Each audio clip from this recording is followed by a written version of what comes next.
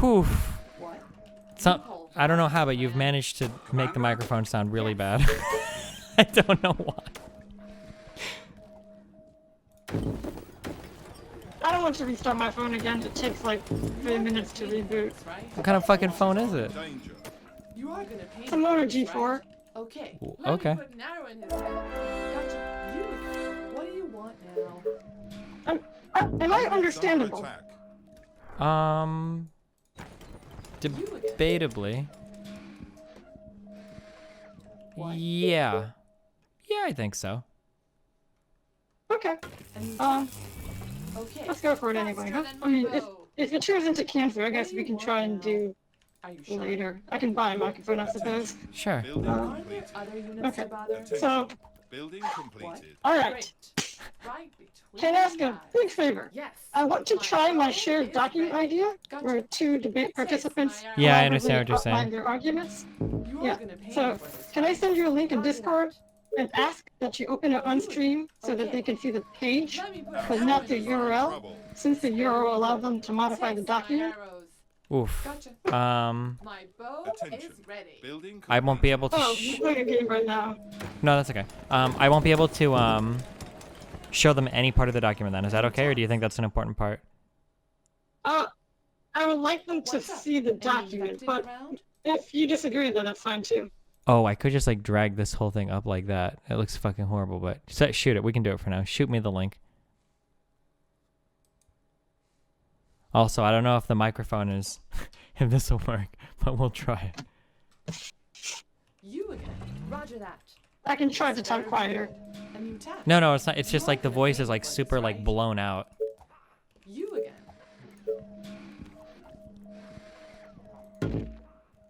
I just want to step away from the microphone then, but it's a headset. Well, it's a Yeah, phone, no, I so- understand what you're saying. But it's not a matter of like being away from the microphone. Hold on. Hello, can you hear me? Yeah. Okay, can you hear me now? Holy shit. Yeah, so even if I like, hold on. So like even if I step away, or even if I'm not talking quietly, this is what your microphone kind of sounds like right now. Even though it's quiet, and even though I'm not screaming, and even if I like step away from the microphone, like stepping away or coming closer is not fixing it. Yeah. Huh. All right, testing one. Yeah, that was the, so I don't know You again. if like, Great. it could be that, I don't know if it's like a Bluetooth thing, but if the audio is being compressed somehow, or like going through some sort of signal chain that's like hardcore compressing it, that could cause this as well. But yeah, I'm not sure. You are gonna pay me for this, right? Well, What do there's you no want more now? headset, Oh, here so we go again. Listen, that do you want is to no longer buy? part of the chain. Do you want to buy a real thing, and then we can have this conversation at a future point? I really want to have this conversation before Seattle. Attention. Wait, why? Building completed. I mean, one, you're visiting Bad Bunny, who's a vegan. I don't And give a two, fuck. I don't care, dude. That's not relevant to Okay. anything. No, fuck that shit. Yeah. And two, You are gonna pay me for Oh, this, right? there- A new task. You are you'll be gonna pay me doing for this, right? recreational things Yes, that tell me. may be relevant. Orders, sir. To eating meat? What? No, I have multiple things I want to talk Are about. there At any least minutes to two. Wait, what's the second thing? Drugs.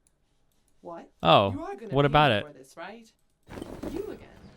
Do you want to start with that? Sure. Wait, are you gonna straight edge me?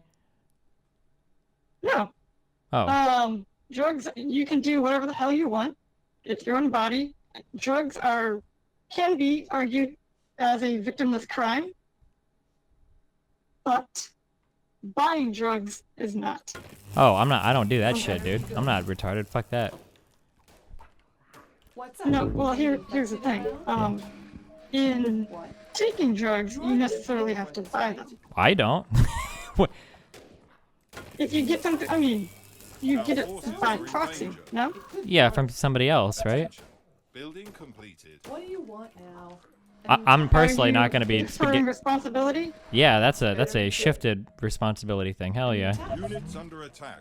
What do you want now? Yeah, don't worry. I'm not.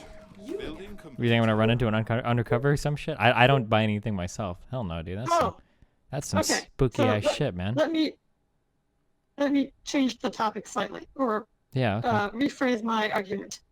Is it fair to say that you should not directly support industries that you would consider unethical? For example, For this, right? if you're an ethical, consistent, reciprocated values practitioner, Attention. you wouldn't buy meat because you'd be supporting an unethical industry. What? For another example, if you lived in the 1800s What's up? and were an abolitionist, you probably shouldn't be buying cotton Any orders? from a slave owner. Come on. Um, Sir. maybe I don't know. I would have Soldiers to. are in trouble. I mean, we would have to go into that. I'm not sure. What is there to be unsure about?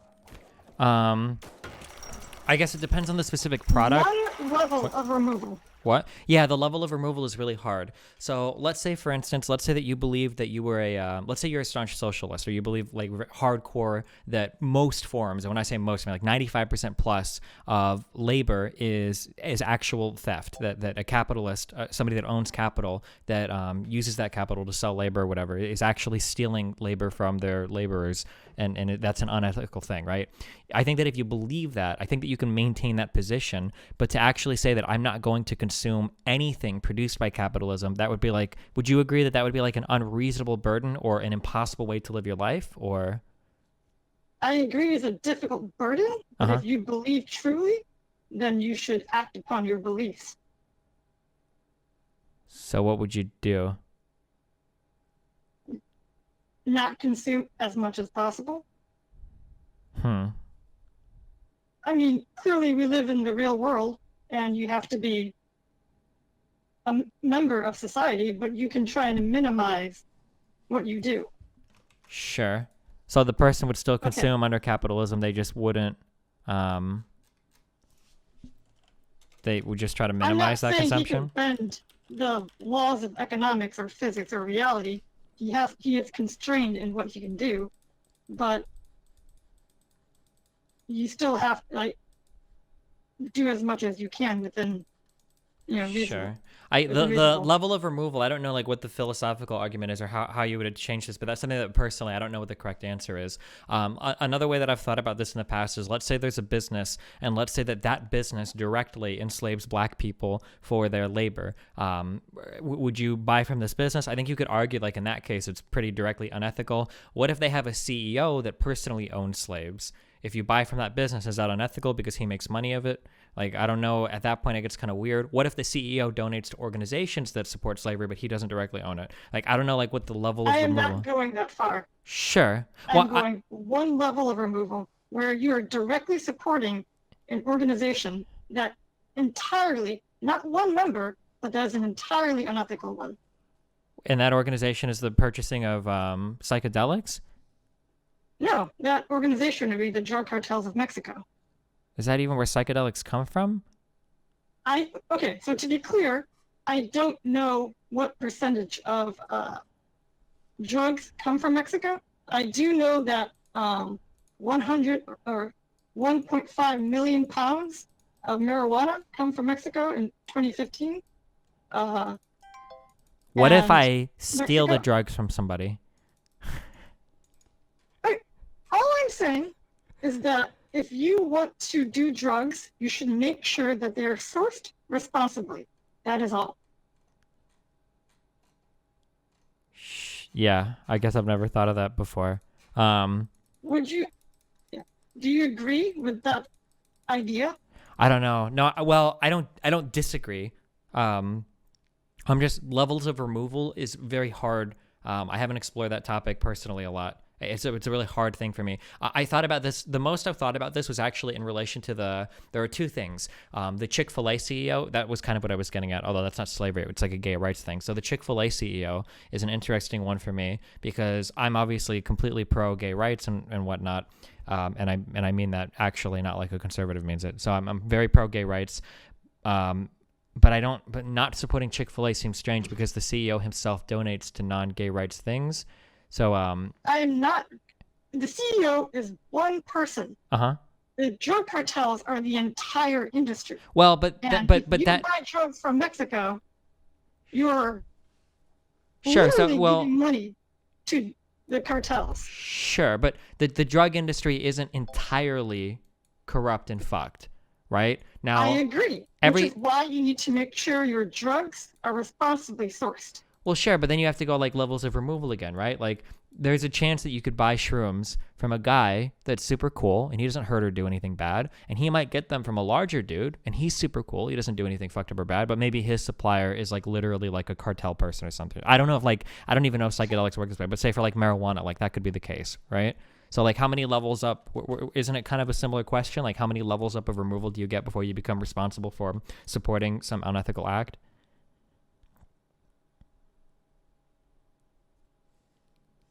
I see. Like I would literally have to, so like using what you're saying here, I would have to literally trace this back to the farm they were grown on to make sure, or unless you think that's unreasonable. That's exactly what I think.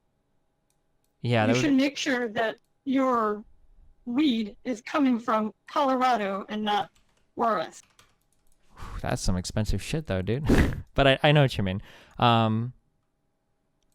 Yeah, maybe. I guess like the ethical consumption thing is something that I've just never really thought, or I just haven't spent a great deal of time diving into it. I'm not sure. I don't know. I agree that most people don't think about it, which is why I want to bring it up. Yeah, And sure. that's all. Yeah, I would have to spend a great deal of time thinking about it. I'm actually curious, what do you think about like separating the art from the artist? How do you feel about that?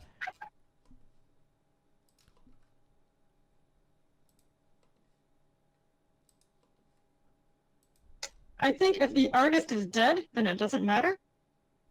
But if they're alive? But giving money to his estate is difficult for me to do. Yeah, I'm not sure about that one either. So like, for instance, like, well, say like the XXX Tentacion, I listen to that guy a lot, and he's a piece of shit. And I mean, everything I've seen shows that he's a piece of shit, but I'm big on the fact that like, well, the person himself has no influence on how I enjoy the art, but by listening to him, even if I personally don't buy anything, people are going to listen to him. He's going to become more popular in a roundabout way as a result of that. Somebody's going to listen to my stream that's never heard him before and then check him out and maybe give him money. So in a roundabout way, you're getting There are many levels of removal there. This is not the same. I don't know if I agree with that. The drug cartels literally kill people. This singer has not. Well, okay, well, we're not talking about levels of removal. We're talking about the actual crime then.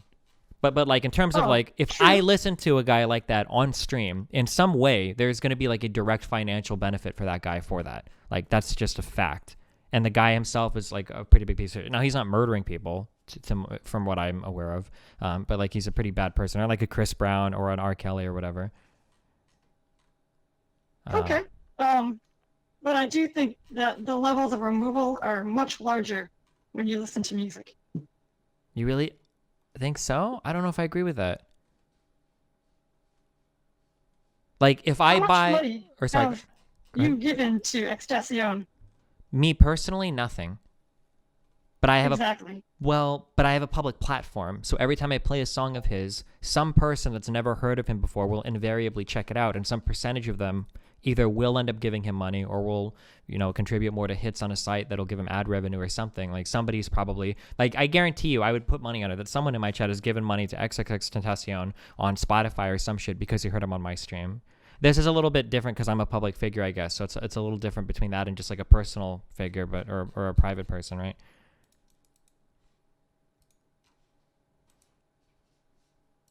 It's a difficult calculus. Yeah.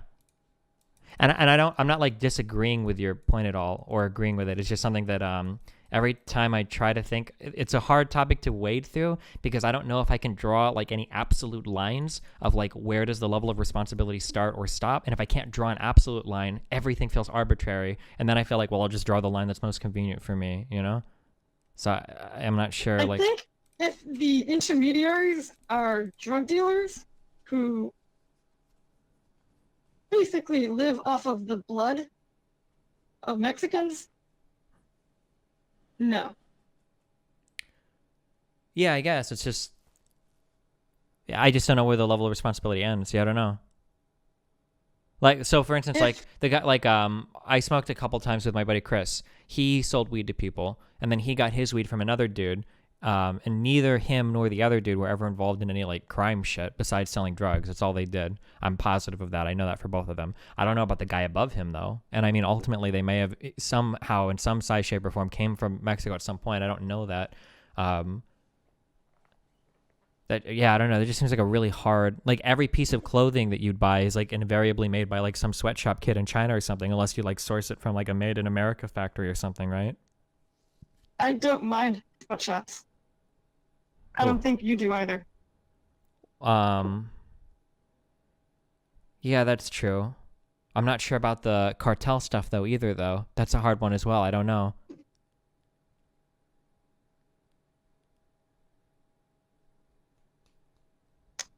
I don't think there's a good answer, but I am glad that I brought it up. Sure, okay.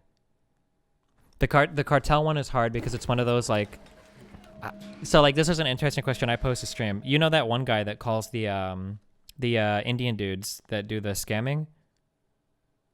Yeah. Do you think that the guys that work at those Indian call shops, are those guys morally culpable for scamming people, do you think? Yes. Gotcha. Yeah, it isn't just a job. Huh? It isn't just a job. I don't know though. Is it though? If that was like the only thing available to you, do you think? In India? You have many jobs available to you, no? Then why do they work those jobs? Because it pays better than everything else.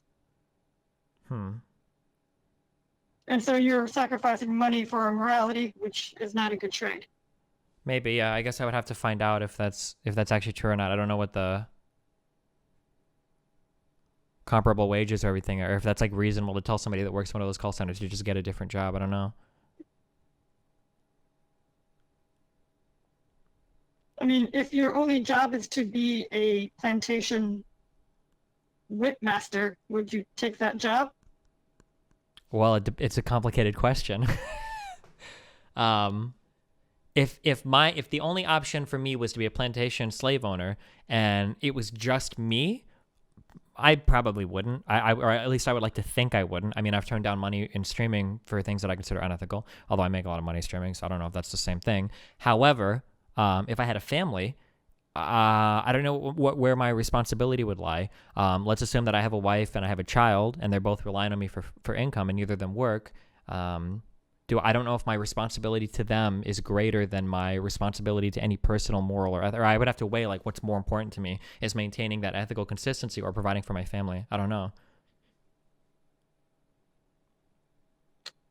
You don't see responsibility to find a better job? Well, yeah, but I mean, you can only try so hard. It's not like just because you look for a better job, it's going to magically appear. I mean, if that's all that's available to you. I agree that if it is the only job, then choice is difficult. But I think there are many jobs available in India. Sure, yeah, I'm not sure. I don't know about that. We are not going through a job shortage. In India? Are you sure? Be careful. We don't want to make claims that... I don't know what India's employment status is right now. As compared to the global recession from 2008? Okay, but that's not fair. We can't compare a labor market to the worst labor market in the last, 7 decades. I don't think that's fair.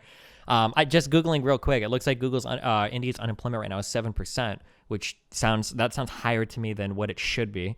Right? Like 4 to 6% is usually what you want it to. So, but again, I'm not sure. But there are even shades of gray here where, like, say you have the opportunity to take a really good job that's ethically dubious, or you could take a pretty shit job that's not as ethically, or that's ethically sound. Again, if you have a family to provide for, I don't know. I don't know what the correct answer is.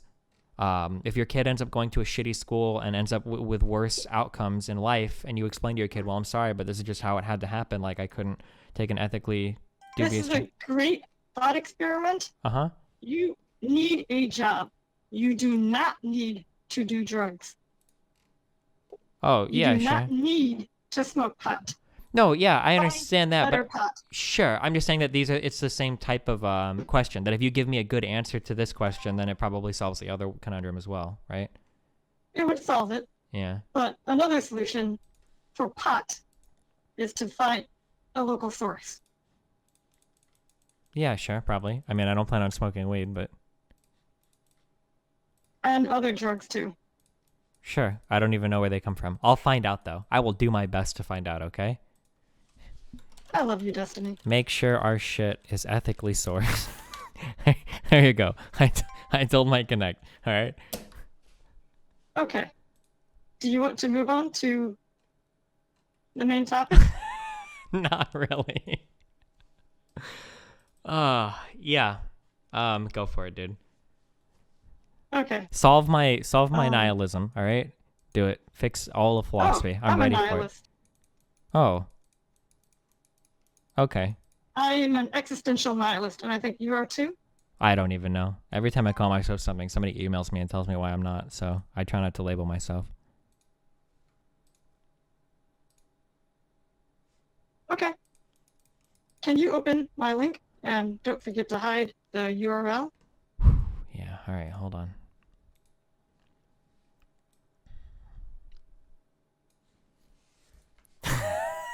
I might have to go to sleep soon, okay?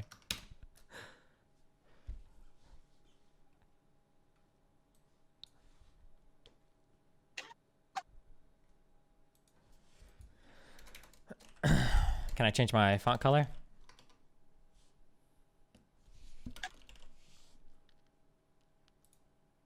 Color. All right, I get to be blue.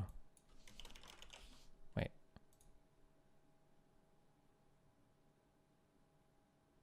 Wait, are you really not going to talk for the conversation? Of course I'm going to talk. I'm also going to do live typing. Oh, okay. Wait, why can I not? Okay. Can you not like set your font color and then type? You can only change retroactively the font. Oh, I see. Okay, all right. Throw it. Let me make sure everything that needs to be on screen is on screen.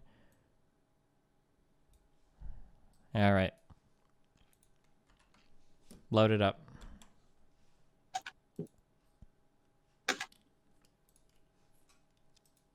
So you said you're more interested in being correct than convincing people. I am going to exemplify that Wait. during this debate. We've been through this a lot. So just to be clear, I'm going to clarify the fuck out of everything I say, okay? Especially when I'm talking to you. So if it gets obnoxious, then fuck off. So for the purposes of the conversation I had with Devin, for my debate, okay, for the debate stuff that I do online, my interest is pursuing what is true, not convincing my audience or the audience of somebody else to believe what I'm saying. But that only applied insofar as my online debates go. So for instance, if I'm having a conversation with my son and I'm having a conversation with him about things that I think are best in his life, I might not use the same rhetoric in my conversation with him as I would with my stream when having a debate. Does that make sense? Yeah. Okay. And so being an online debate, Okay. I am going to try to be as correct as possible as you would be. Okay. Gotcha. All right. So this will be an extremely stilted conversation. I am going to appear autistic because I am going to apply pure logos. There's no ethos or pathos going on. Okay. That's good, dude. That's this is my realm. I am the logos embodied. I'm ready, dude. I am adopting your axioms for this debate, right? Oh boy. Okay. So there'll be periods of extended silence where I think about what you say before I respond to them. All right. Sure thing. Okay. So I'm warning you right now, I'm pretty tired, so if I disconnect during this, it's because I went to bed, all right? do you remember saying No, if I you don't present remember. someone, Nope. Yeah, I remember saying it, yeah. okay, do you still believe it? Sure. Let me clarify this statement. What I believe is that if two people are if two people are both rational if these people both appreciate the same types of reason, the same types of logic, the same types of evidence, that these two people should agree on every non-subjective thing. That to clarify that statement. Do you agree with that clarification? It's more or less saying the same thing. I'm just trying to be very clear with it. Yeah. Okay. So if two people have a difference of idea about something that's not like a subjective thing, like does this taste better or sound better, that those two people, if they're both logos-driven people, that if they disagree at the end, one person necessarily is being irrational. Yes. Wait, can you enlarge the font? People in chat are crying.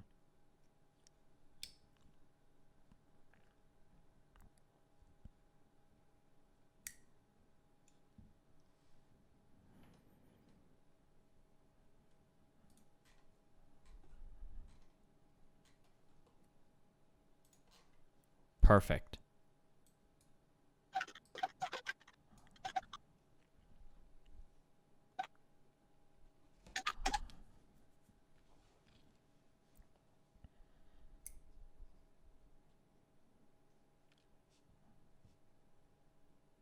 Can't you zoom on your screen or zoom on your Chrome window? Yeah, I could. But usually when you zoom in Chrome, things can break or get fucky though. So it's better to just. But yeah, I can try it. I'll zoom. Okay, you're good.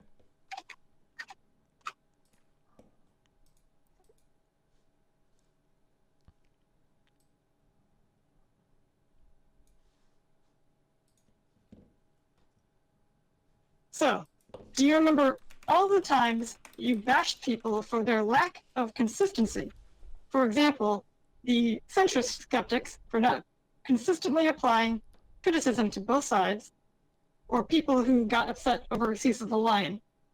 So here is my worst fear, Stephen, is that within the realm of possibility, at the end of this conversation, that you're going to say, I am going to be inconsistent on veganism.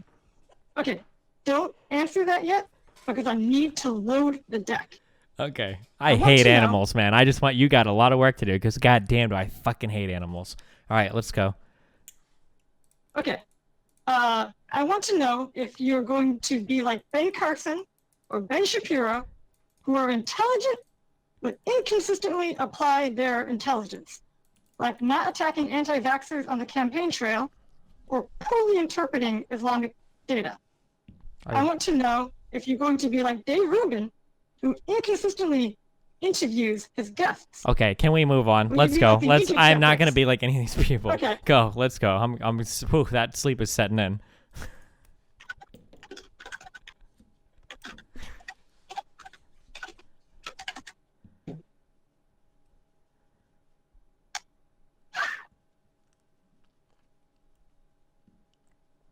So in the past, people have given you "I don't know" as an argument. For example, Sargon. He doesn't know why black people are marrying. Also, your mother. She doesn't know what plan the Republicans were going to replace the ACA with. So the mind is composed of two parts, the emotional and the rational.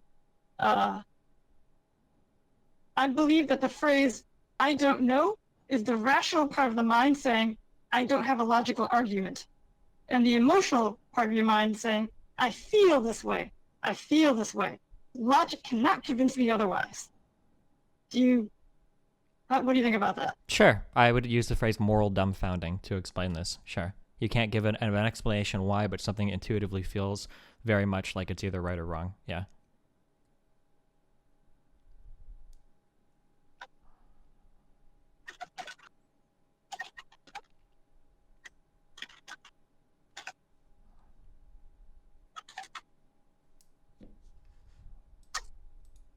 That said, I do think I don't know is an acceptable play for time.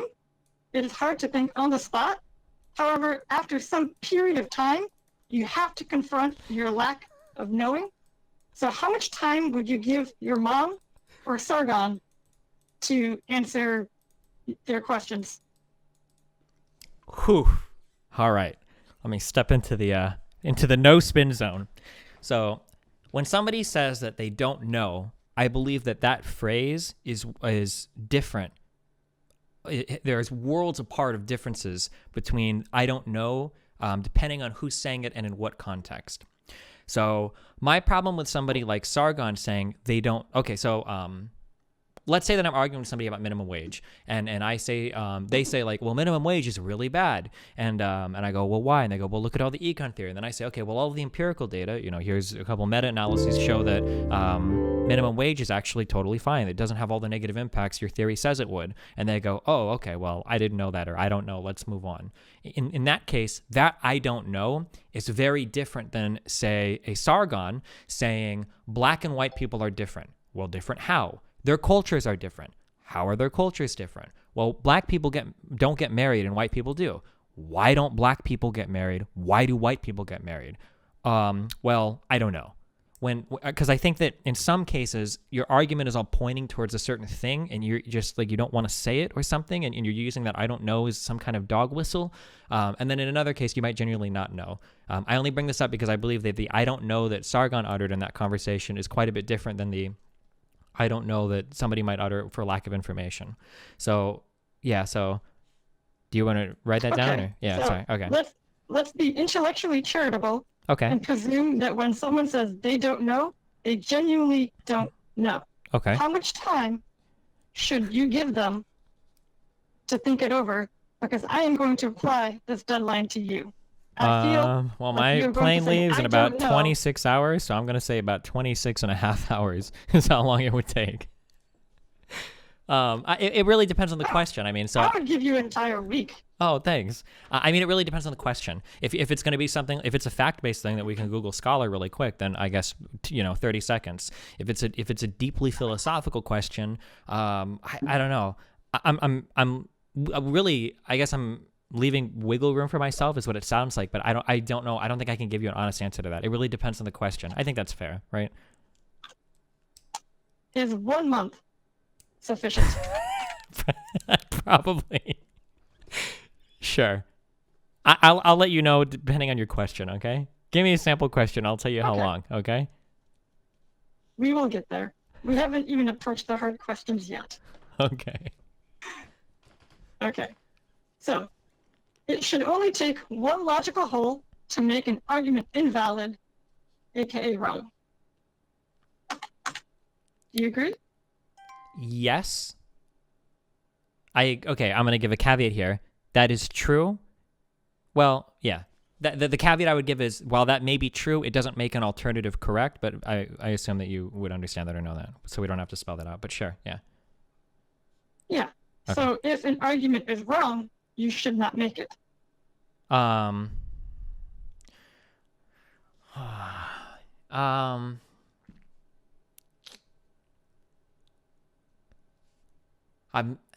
If it is I think that you can make an argument that is the least wrong.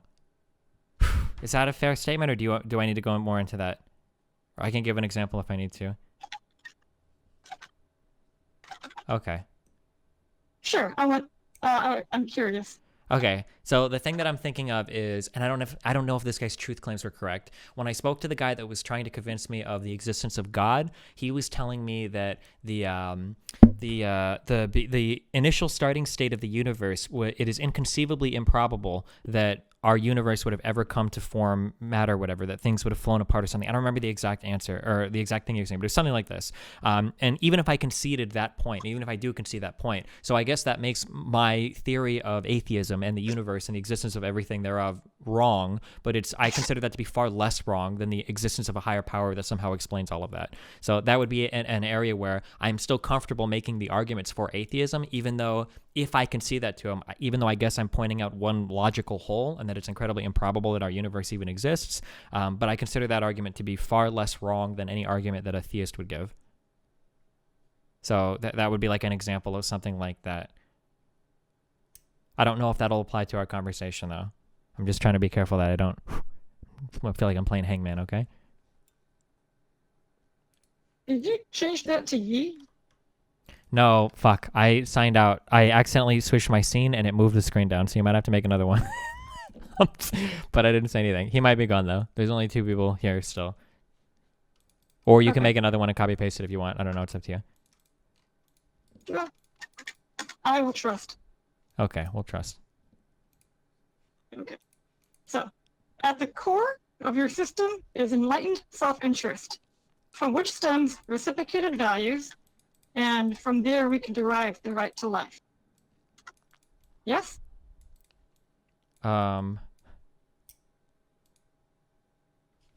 on. Whew, I gotta be real careful here. Hold on 1 second, okay?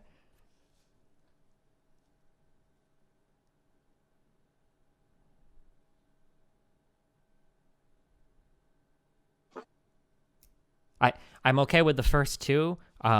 Right to life implies some sort of external third-party right to life or whatever. I think I would agree with it as written, but I think we have the same understanding of that last clause or whatever, right? Yeah, sure. Okay. Sure. Yeah. Okay. So, my first argument is that dogs can and do reciprocate values, namely the right to life. If you agree, we can skip the next part of the discussion, but if you disagree, we can dig into it. I think I've said for dogs. Yeah, sure. We'll throw dogs on there. Sure, why not?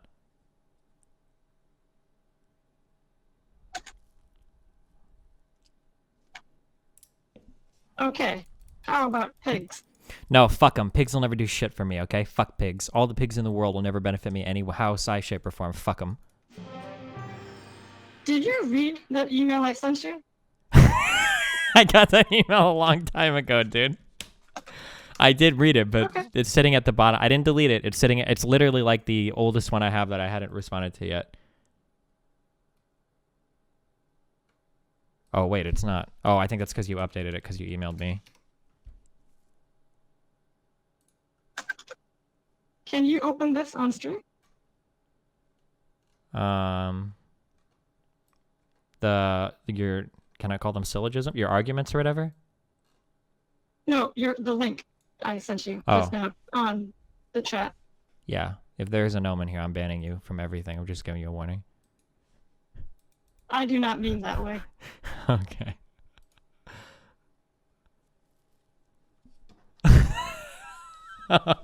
Okay, I'm reading it. Pot-bellied pig saves owner's life by lying in front of a car.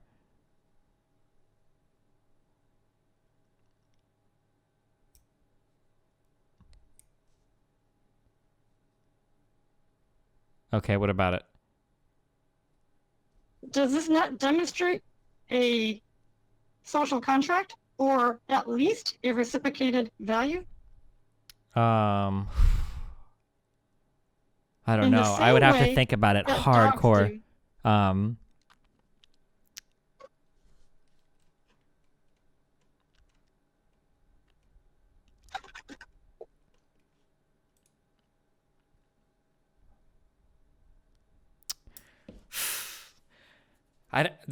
So the hang up that I have, so I have two hang ups right now. I don't know if training something via literally like operant conditioning, if like associating like punishment reward directly for very basic responses to things is necessarily something that I would consider to be like, okay, well then this whole species gets like a reciprocation of values. I guess like, so as an example to this, and you could tell me if this is fair or unfair, let's say for instance, I had a tree growing in my yard and I attached a sort of tripwire to it or whatever, so that if I was stepping on a certain spot in the tree, in the street, that tripwire was activated. If a car was coming down the street and I was standing on that certain spot and the tree fell in front of the car to stop it, would I make the argument that the tree was in some way respecting my right to life, or do you think that these two situations are dissimilar? It is different because the tree is inconsistent about saving your life. The pig, presumably, will repeatedly perform this action. Wouldn't you argue that as long as the tree was set up to do so, it would as well?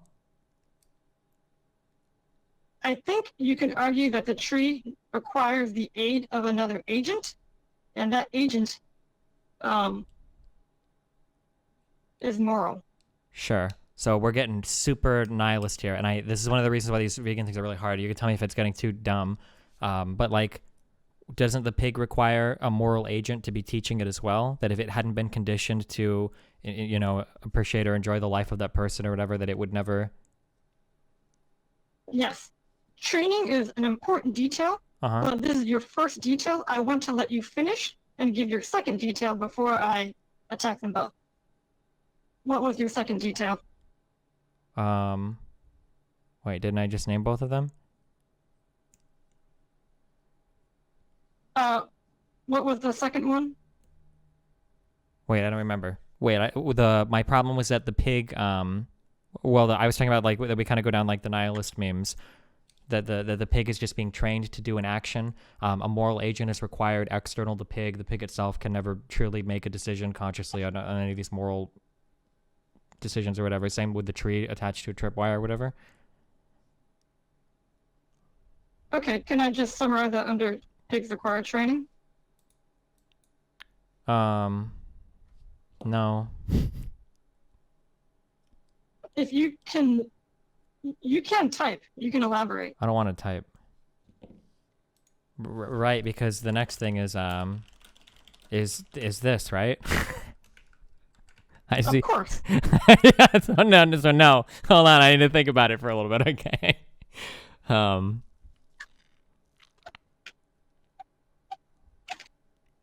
Hey, I'm not done yet. I might want to rephrase this. Chill, okay?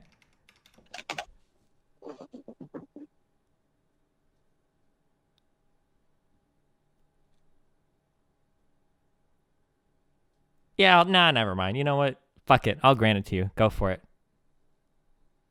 Because you're going to give me a lot of time to think about this. So sure, go ahead. I guess like I don't know if this is starting to get into like I don't know if these are valid arguments. I'm getting too nitpicky, but like I guess the difference would be that, well, because I could argue that I would expect any human to be able to do it for any other human to some extent, to perform an action to save that person's life. But I guess you could argue that the pig could be trained to do so as well, maybe. But even if the pig couldn't do that, I don't know if that'd be like a good dividing line. Here's where I bring in feral children who have no training, no socialization, nothing. They probably would not obey the social contract. You would train them to do so. The same applies to other feral creatures like pigs. Sure. Although, to be consistent, and I've said as much before, I wouldn't grant any type of person like that any sort of reciprocity as well. Of course, but you would not farm feral children. You would not raise them in a factory farm. You would not deliberately prevent them from gaining social skills. Unless you think that feral children are okay to slaughter and eat. Hold on, wait. Okay. Oh shit. Wait, I think you should make a new one because because it only takes one person being retarded. I think you want to make a new one of these, and then I've copied everything. Remember everything you just said, okay? I want to write all of those down.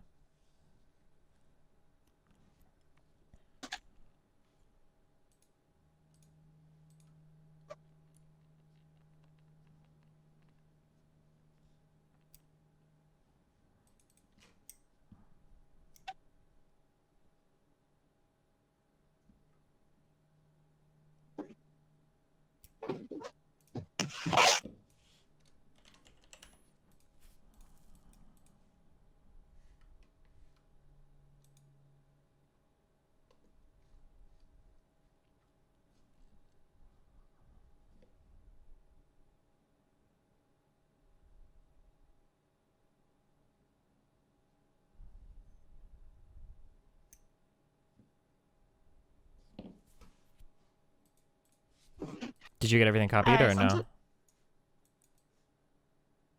Yeah.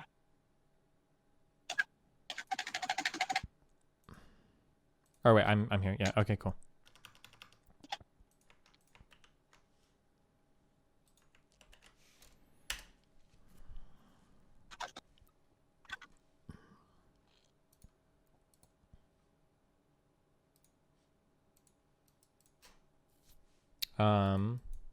Okay. What was the last statement you said? Do you remember? feral children. Yeah.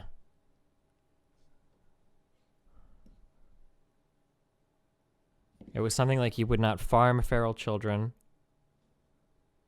Oh. Oh yeah, you can type it.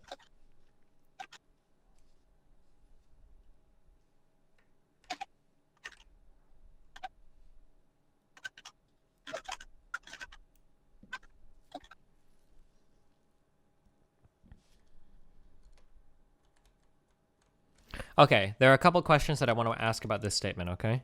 Are you ready? Oh, you copy the ye thing. Well, I'll leave it there for memes. Okay. What if we could measure the level of socialization or whatever that something can naturally obtain? What if we measured this between 0 and 100?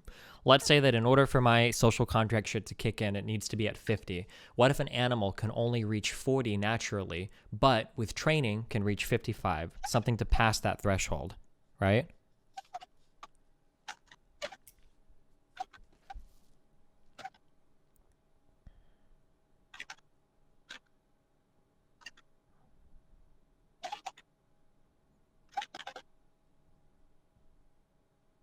Fair?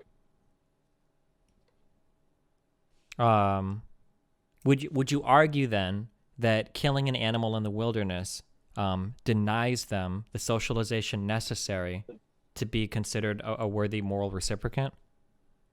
Yeah, why or why not? All I'm arguing is for consistency.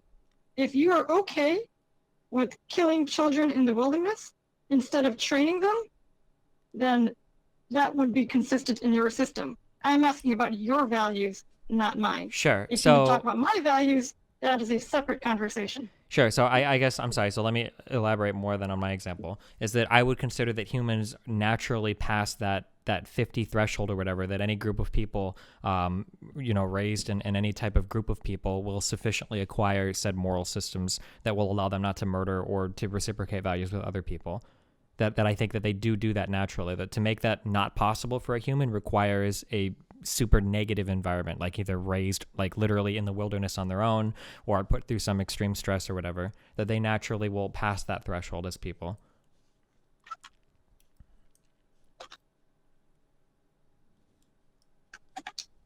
I think that an animal, a social animal raised in a social environment will naturally pass that level because being in a social environment, they will obtain those skills. What do you mean when you say social environment? They are around their mother, they are around their siblings, and they get to play and interact with them. Gotcha. So I believe Not that a factory farm. So I think that they would reach a level such that they can help like their other animals that are the family around them, but I don't think they would ever reach that level that pig was, where the pig is laying down to absorb the car for an incoming person.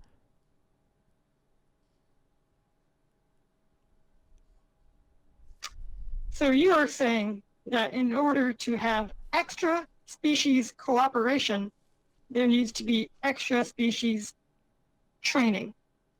That's what I believe to be true. Yeah. That like a group of pigs on their own will never be respectful or reciprocating of human moral systems. That's why I brought up the for that pig earlier. The only way it could get there would be through some extreme forms of like operant conditioning, where it's learning associated responses and whatnot with things from a human that is capable of exercising that advanced moral system. Okay, but this pig was not trained to perform this action unless you think the farmer decided that, hey, when I have a heart attack, I need you to do this. It did it without training. It did it because it wanted to. And to dip a bit into ethos here, it did it because it loved its owner and it felt compassion in an animal way.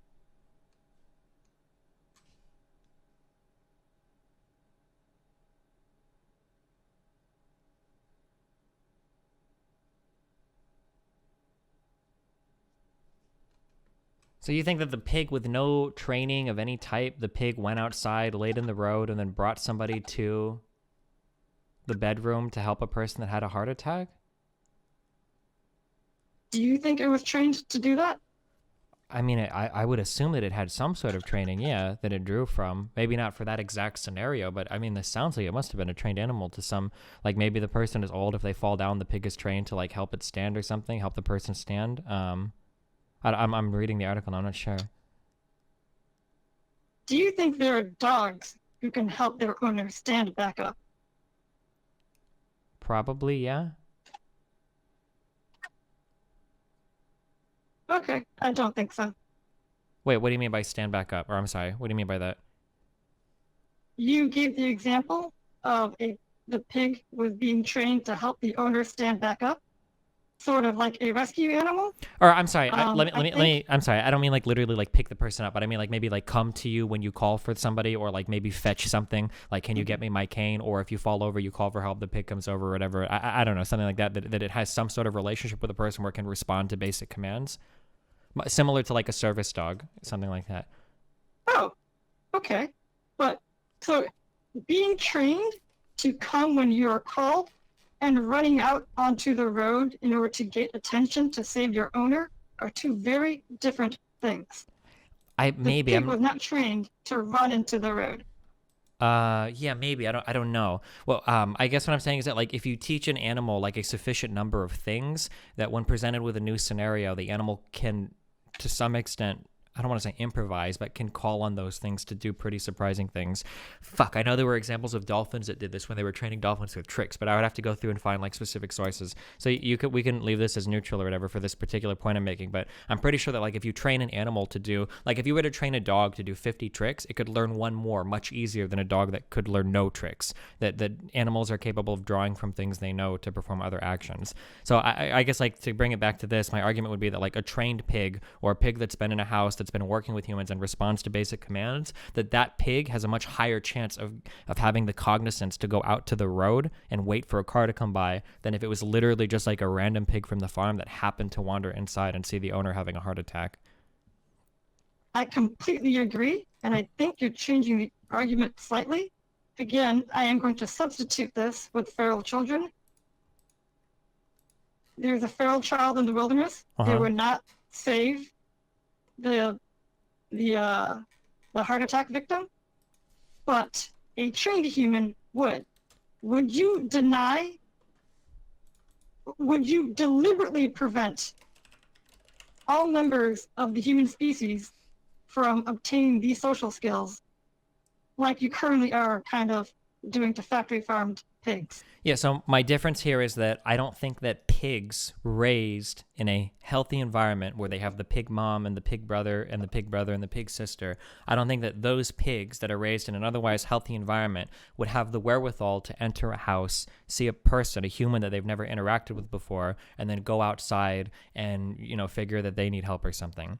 I don't think that an individual feral child would be able to do that either, but I don't know if an individual feral child is a fair comparison to a healthy group of pigs that are raised. So a comparable thing would be if you took a group of people that were raised in the wilderness, maybe like a group of 10 or 20 people that are raised in the wilderness, that if these people wandered into a house and saw somebody that was hurt or somebody that needed help, that these people should, I think, have the wherewithal to try to find a way to help this person or to get help for them. Because I think that humans, as they grow up in healthy environments, develop these pro-social abilities just as a result of their nature of being humans. I feel like we are doing a bit of the naturalistic fallacy in saying that pigs should be raised only by other pigs. It could be argued that pigs should be raised by the most intelligent species on the planet.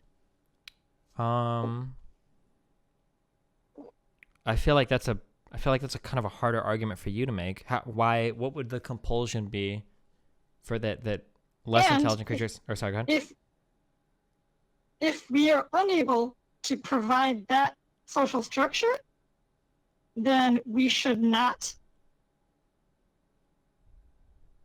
farm them. So, for example, just because there are feral children who are unsocialized doesn't mean we farm feral children.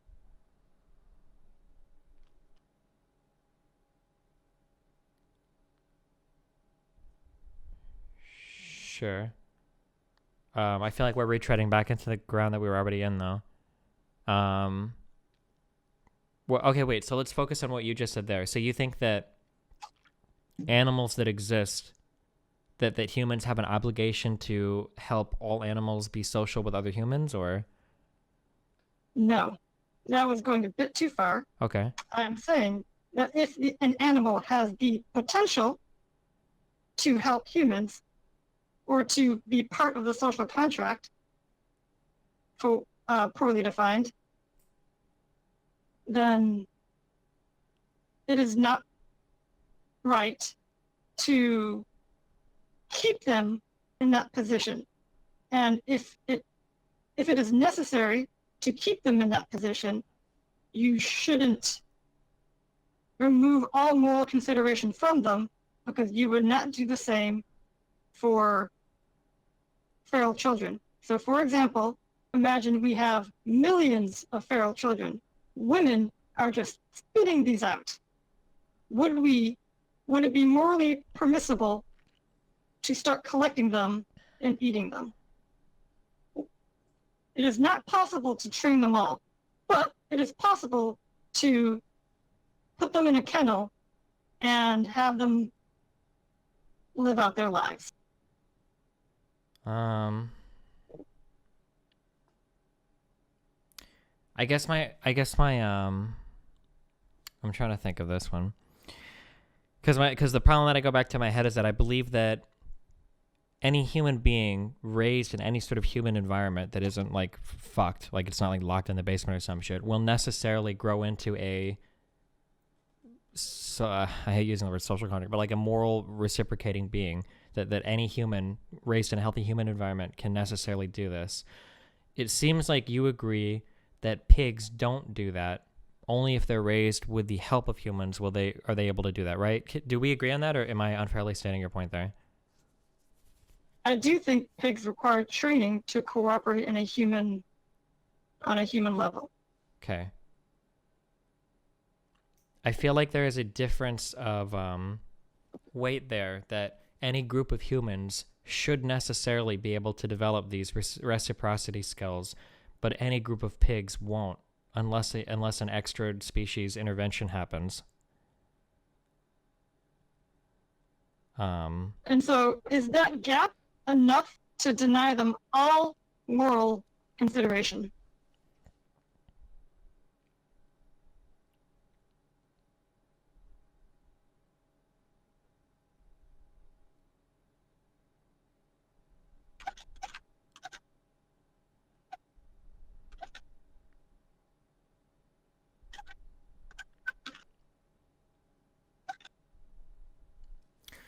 It's the fact that training pigs... So the question is, because pigs need extra species assistance in order to reach my socialization threshold, whatever we'll call it, is that really a good reason to remove all moral consideration from said pigs? That's the question, right? Yep.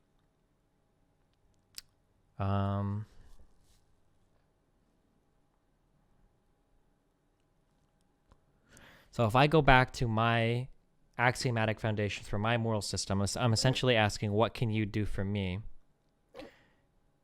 And if the answer is, the only thing, I can't do anything for you unless another person trains me to be able to do it,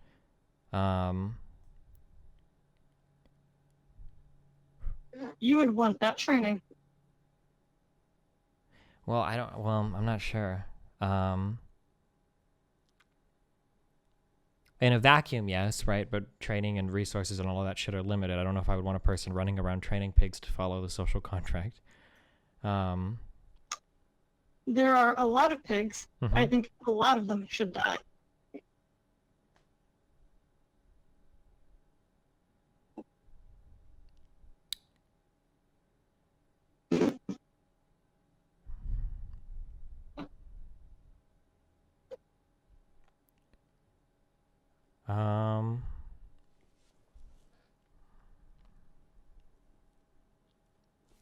Yeah, let's say the answer to that is yes, that I lean in that direction, that if I am a self-interested individual and I want to know what you can do for me, and I will reciprocate values for you, assuming you can reciprocate for me, that wouldn't include reciprocating values for something that can't even reciprocate my own values without essentially an owner taking over to train them to do it. That I can respect the right to life for that individual thing as a possession of its trainer, but not that thing inherent or intrinsic to itself, much the same way that I would respect the right to somebody's automobile or something else that they own and use for some sort of purpose. So let's say, we'll go with a yes on that one.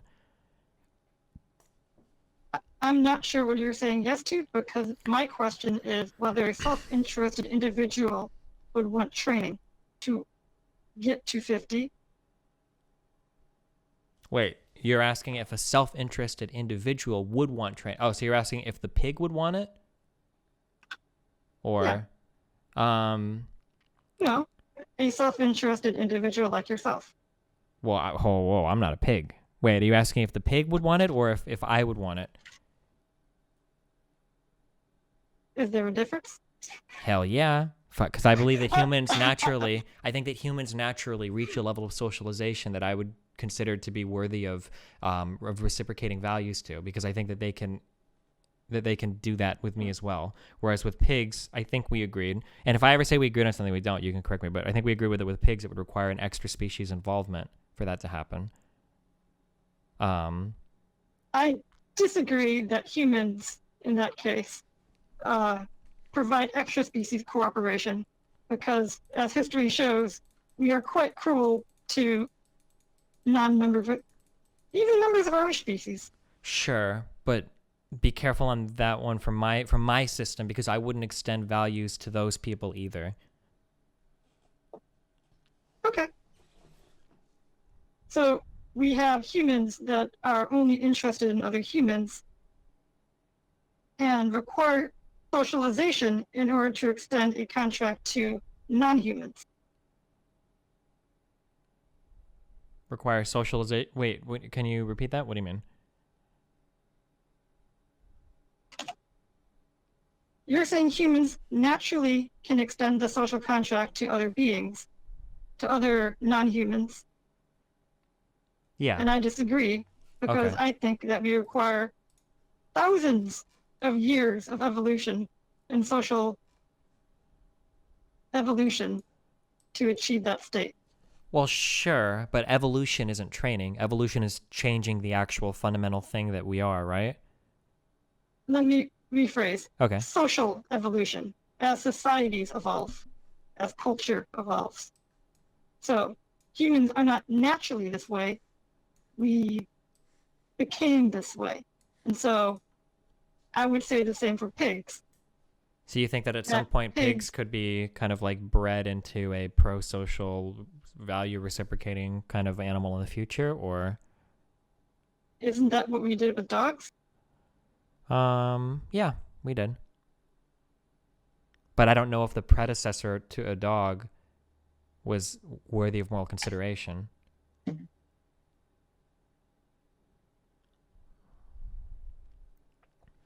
Much the same that say we took pigs or some other what I would consider a non-human animal, that's a ridiculous phrase, but say we took pigs and we bred them to be some hyper-intelligent thing that could have conversations and understand abstract morals, that creature might necessarily be worthy of moral consideration, but its predecessors weren't necessarily worthy of moral consideration.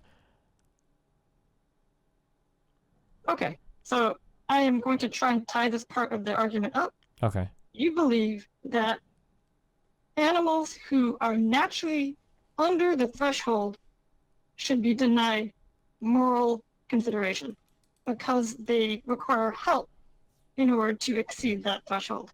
Yes, and by help, I specifically mean the help of another species to do it.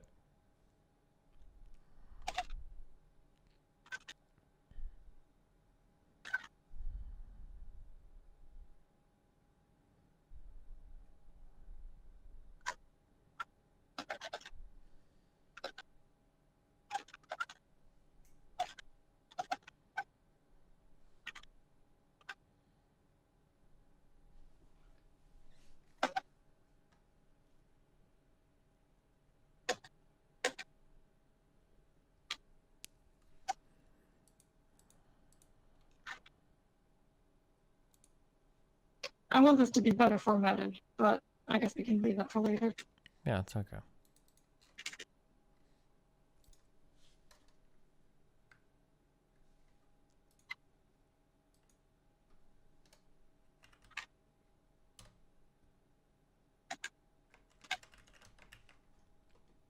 Could you elaborate what values are necessary in order to be of moral consideration? So I guess at the end of the day, I want to know that you are functioning in a way that doesn't hurt me, and ideally that you're capable of functioning in a way that benefits me. These are kind of the two things that I look at in regards to how I view people and whether or not I provide moral consideration to said people. So if you are operating in a way that can be detrimental to me or my autonomy or my quality of life, there is a lower chance that I would extend moral consideration to you. And if you operate in a way that is respectful of my autonomy and my way of life and beneficial to it, then I would be more likely to grant you moral consideration or higher levels of it. So I got respect my autonomy from that. Is that all? I'm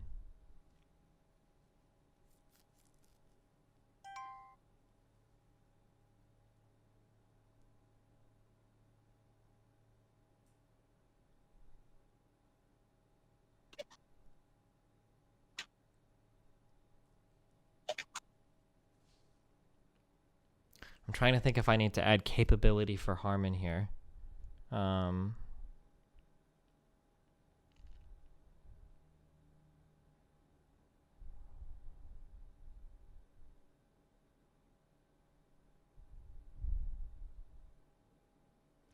That's a pretty memey one. Let's do it. Yeah. If the other person has the well, hold on. Shit, hold on. I'm running down I'm 15 moves ahead right now. Okay, I swear. Hold on. I'm just going down the chessboard. Mr. Moon in the back of my mind.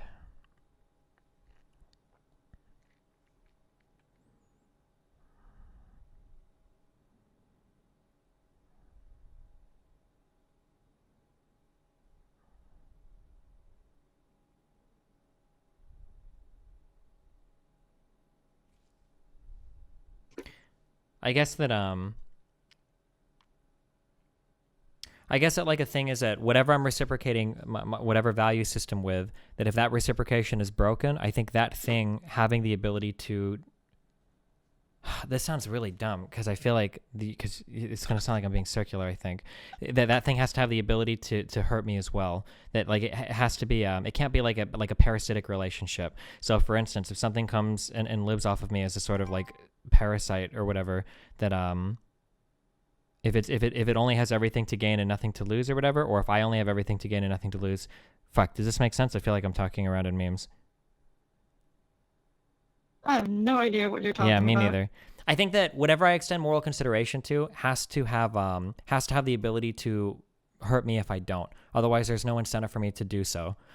So, for instance, if there was like something or whatever that could never do anything in terms of like retaliating against me or anything like that, I think that I don't think I would care about extending any kind of reciprocated things with that because nothing bad can come from that. I only have everything to gain by exploiting it and nothing to lose by exploiting it. Does that make sense?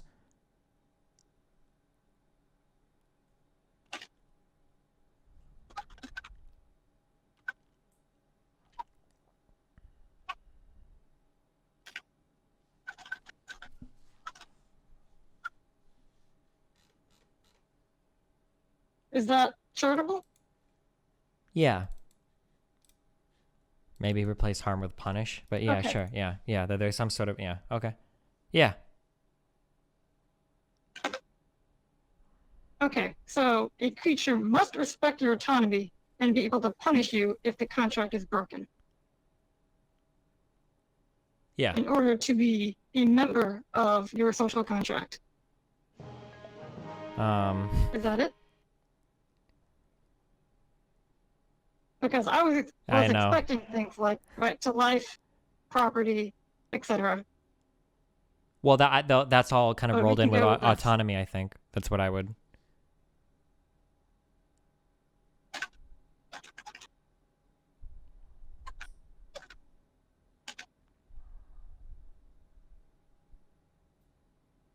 Sure.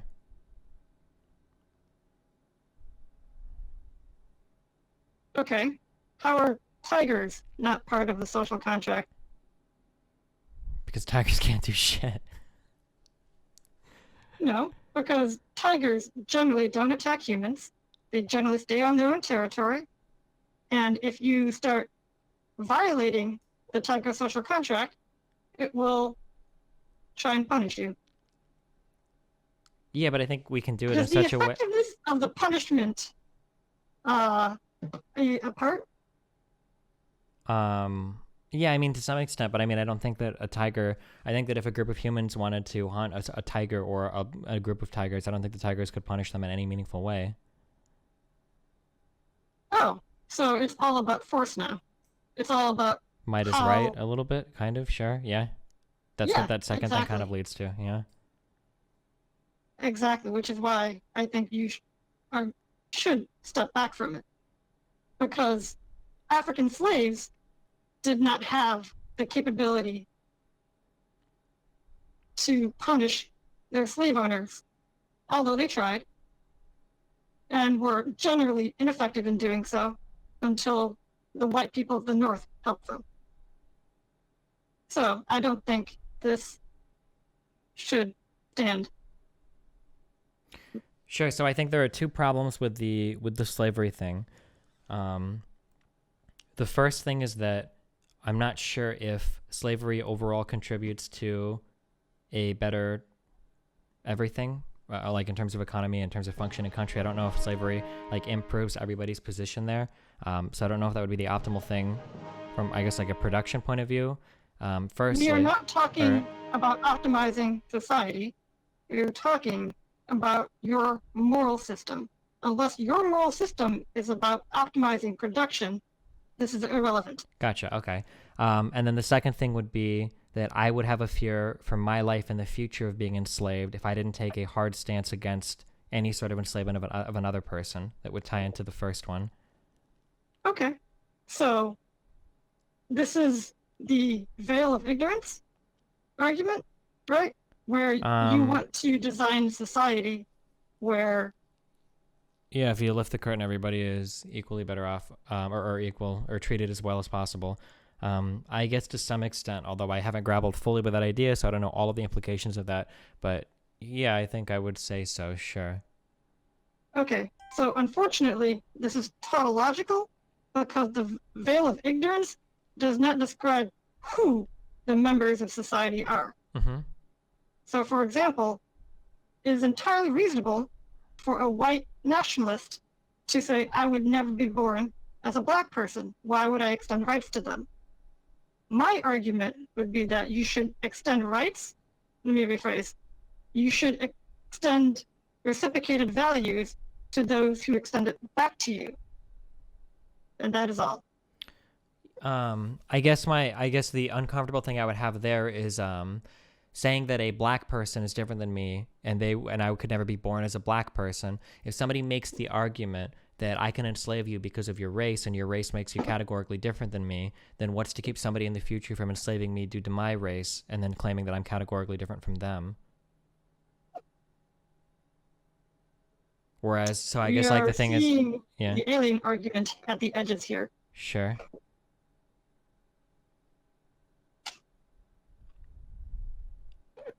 So like I don't know if I would compare being a different race to somebody as being a different like species. I don't know if that threshold is necessarily crossed because then we move into our previous arguments. But we can go to the alien argument, I guess, if we want to do that.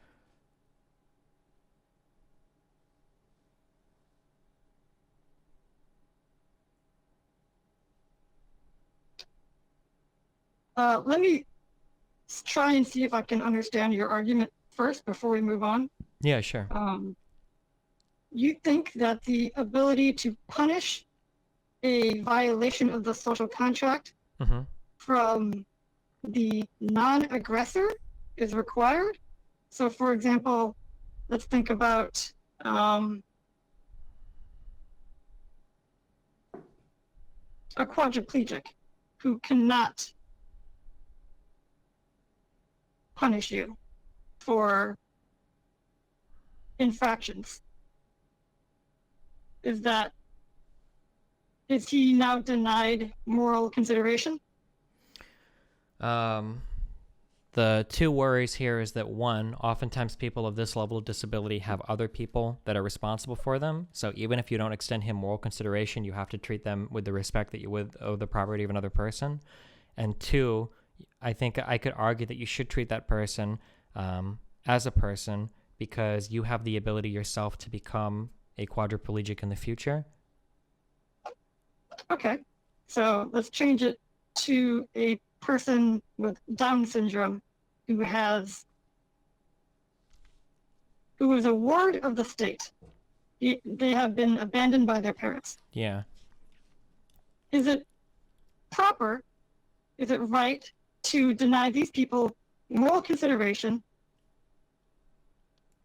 entirely? Possibly. Yeah, I think so. But I'm not comfortable saying that on stream. But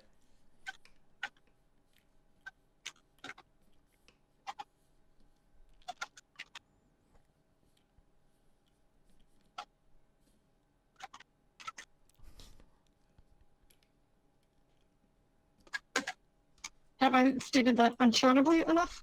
yeah, but the D is capitalized, I think. There you go. You going to stand by that?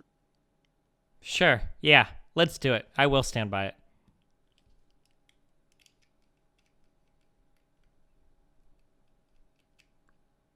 Judging from the state of my chat when I play games on stream, I probably just lost a lot of fans too. But you know what? I'm okay with that.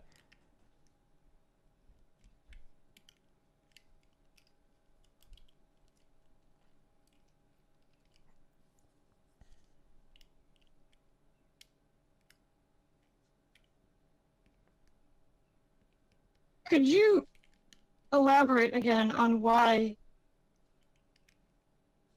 since Black people were unable to punish their owners, how they retain moral consideration?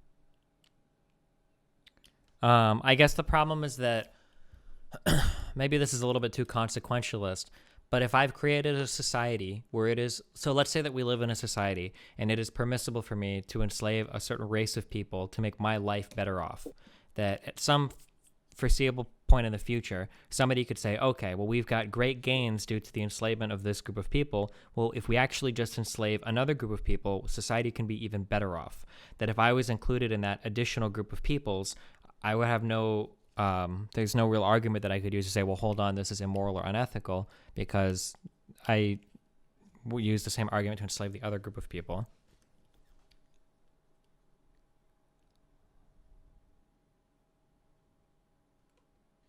This is a bizarre mixing of might makes right and social contract that I'm not prepared for because you haven't expressed it before. Sure. So I think the So I have problem, to think about this. yeah, so I think the problem that exists here is that I play the might is right argument, but anytime you give me a scenario where might is right leads to things that you would expect I would consider morally abhorrent, I escape the might is right argument by saying, well, somebody else might have the might in the future. So I don't know if that would be irrational on my part. So, for instance, you're saying that, Destiny, your argument is essentially that might is right, and I'd say, well, for the most part, yeah, and you go, okay, well, what about this abhorrent thing where might is right here? And then I say, okay, well, you know, that might be okay, but if somebody else uses that might is right against me in the future, then I end up getting, you know, fucked if I concede this thing.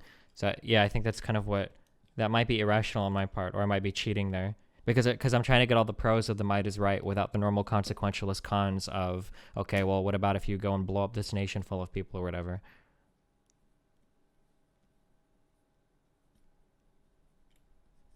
I think you did a good job of destroying your own argument Well, what's the whole?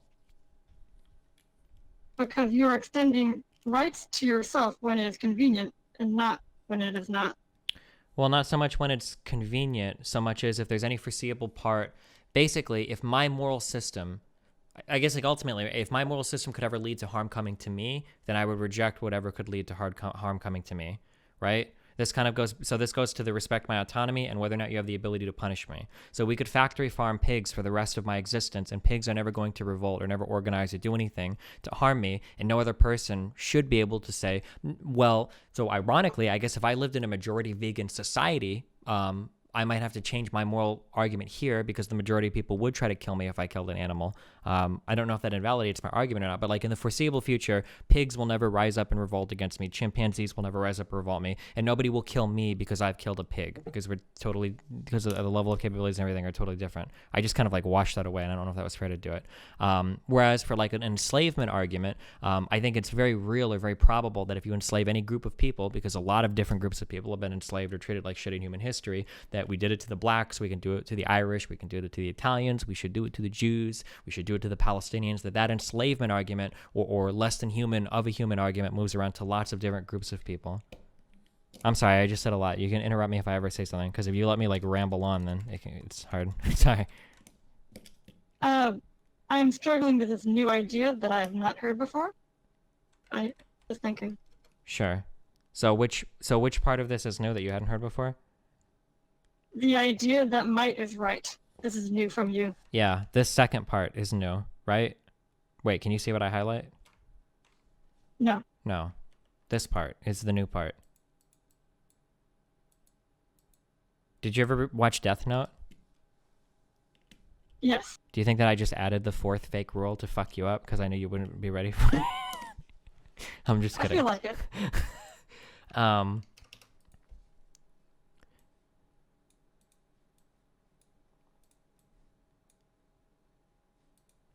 I guess so I'm trying to construct scenarios where it feels like it would be wrong, but under my system it would be right. So I guess like, let's say that there is a group of hyper intelligent aliens that went and they hunted humans for fun. And they could just like appear in a spaceship and shoot a human and there's nothing you could do about it. I guess I would be forced to accept under my system that there's absolutely no reason why they ought not act that way, because no negative repercussion could possibly come to them for doing that. That would be like a negative that I guess I would have to accept if that happened. Although I don't acknowledge I don't think that's a possibility.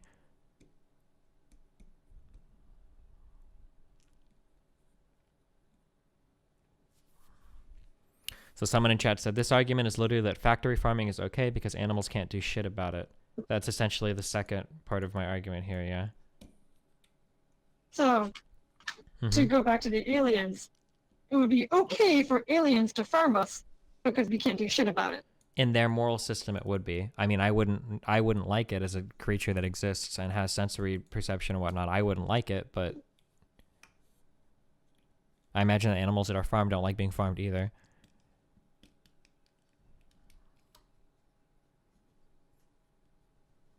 So if you walk into a village full of people of a different skin color and they enslave you, that is okay because you cannot fight back. You would be unable to punish them for enslaving you. I mean, we're assuming this is in a total vacuum and like a military isn't going to come save me or some shit, right? You're the last remaining survivor of a genocide. What's the book with all the zombies? Isn't that what happened to the one dude? Will Smith made a movie about it. There was a Will Smith movie about it. Fuck. I Am Legend. Did you ever read that book?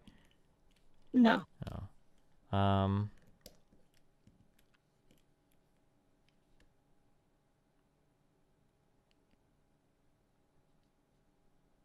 Yeah, I guess it would be. Why wouldn't they? If you could if something came wandering into your village and there was no possible way you would ever face a repercussion or whatever, why would you not enslave said thing and exploit it? The only way that I could think of rationalizing not doing it Well, no. It just depends on how you craft your example, right? So the only way that I could escape this would be similar to the prisoner of war argument, where for countries, I argue that you probably shouldn't torture people because if we set that moral standard, we can demand that of other countries. You shouldn't torture our prisoners of war. We don't do it to yours, don't do it to ours. But in this particular scenario, if you're literally talking about like the last surviving person and it's in a vacuum or some shit, then yeah, I guess, yeah, that I mean, you as an individual obviously wouldn't like it, but I don't know what compulsion the village has to respect your autonomy or whatever there. Okay. Yeah. Let's change this back to American slavery. Sure. So you would not want this done to, you would say that Black people have the ability to rise up and repay their slave owners for what they did to them, therefore they are worthy of moral consideration, correct? Wait, could you say that? You're saying that I'm saying that the only reason it's immoral is because Black people could rise up? Yes. Well, that was only one part. The other part was that in the future, other people could enslave me for similar reasons. That they could say, well, hey, you're a Cuban or whatever, and based on race, I'm going to enslave you. And I wouldn't want to be subject to that.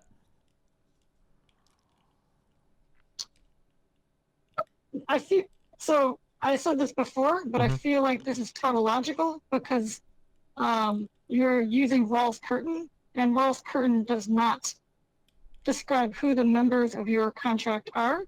So you're extending the moral contract to people who are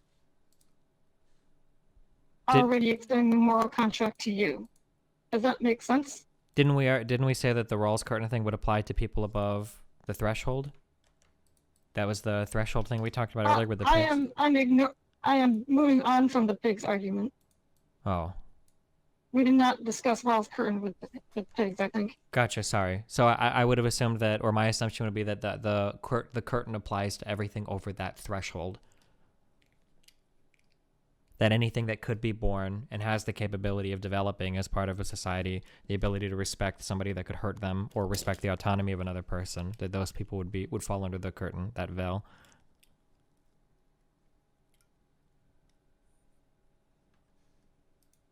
So going back to the aliens argument, would you not want the veil to include you? Would it not be better to possibly be a member of this alien society rather than saying, if aliens come, I die? Yeah, but there's no way that I could ever. Outcome? There's no way that I could ever make that argument to them. Like if they come to the planet and they're sufficiently advanced enough, then I think you just accept your extinction at that point. There's nothing that you could do to overrule it. You couldn't like if a sufficiently advanced alien species came to my planet and they said, "Hey, we can literally see in 4 dimensions. We're going to be taking your planet and killing all of you because you're a giant fucking waste of space." I don't know how you could ever compel them to rethink their platform. The argument would be that they should design their society around Rawls Curtin, and since you're willing to extend them a social contract, they should reciprocate. So your values are not going beyond reciprocated values to include the ability to. So I understand what you're saying, but I think aren't both of us kind of playing the recursion game?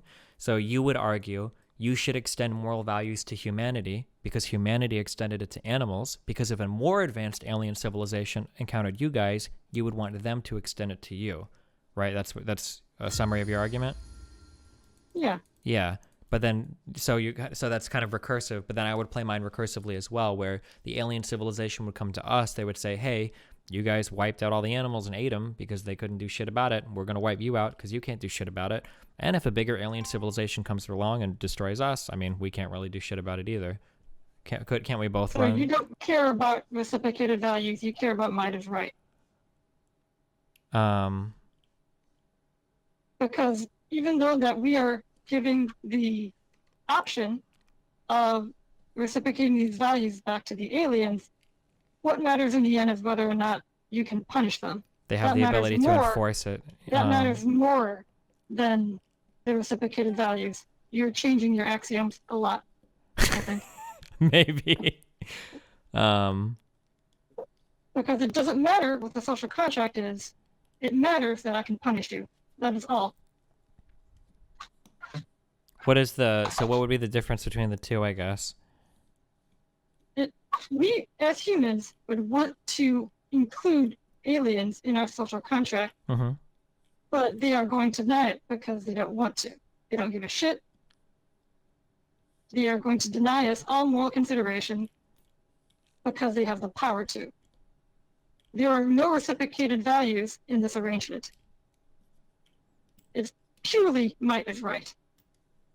Let's say that the aliens we're gonna have some extra. I don't know what I could grant them, obviously, because I'm only human. Let's say they could see in 4 dimensions or some shit. If the aliens had the capability of doing that, and then they also had the capability of destroying our planet, or destroying all of us and taking everything, what right do we have to compel them not to do so, I guess? What will we say to them for them not to do so? Why would they listen to us? What is your explanation for that again? Because they don't want somebody to do it to them? You should have the moral system that will allow you to thrive. And other people should adopt this moral system because it would allow them to thrive. You are arguing for a moral system where you would not thrive given certain conditions, like being part of the lesser species. Sure, but it seems like the 2 conditions here would never occur. So I don't know if that means that I'm doing like a ad hoc rationalization here, but like I don't believe in aliens. I don't believe that aliens would ever come here, and I don't believe in I don't believe that any animal civilization would ever rise up. If it did, I mean, I would immediately. I mean, there's no argument that I would have if like Planet of the Apes or some shit happened and the apes wanted to wipe us all out. I mean, we're fighting at that point. There's no way that I could ask them to reconsider. But yeah, that feels kind of close. Go ahead. America invades Mexico and starts to enslave their citizens. Mexico obviously cannot fight back. Is this morally okay because they cannot fight back? You would say, well, go ahead. Maybe the I think I understand like where the huge problem is. But we can focus on this example though if you want, to finish out this hypothetical. So in this example, no other nation would ever have the ability to come back and do anything or whatever, or no one loves Mexico. Okay. Then yeah, I guess I would have to argue that it'd be like a morally neutral action. It is morally neutral for us to enslave Mexico. Yeah, I guess so. If we live in some world where nobody could ever invade or destroy, if we're literally the strongest country, we'll always be the strongest country. This is like a pretty extreme hypothetical that I don't believe resembles the real world at all, though. But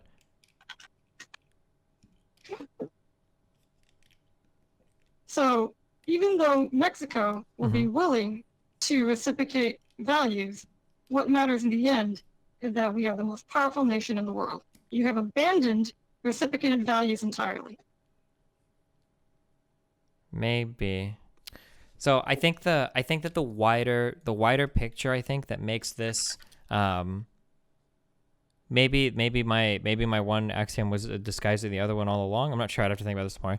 I guess like for me, I think that the best possible world, and this might be like just circular in human nature itself, the best possible world seems to be one where everybody is cooperating and where every nation is growing and where everybody is helping each other. That seems to produce the world that would be the most advantageous to me.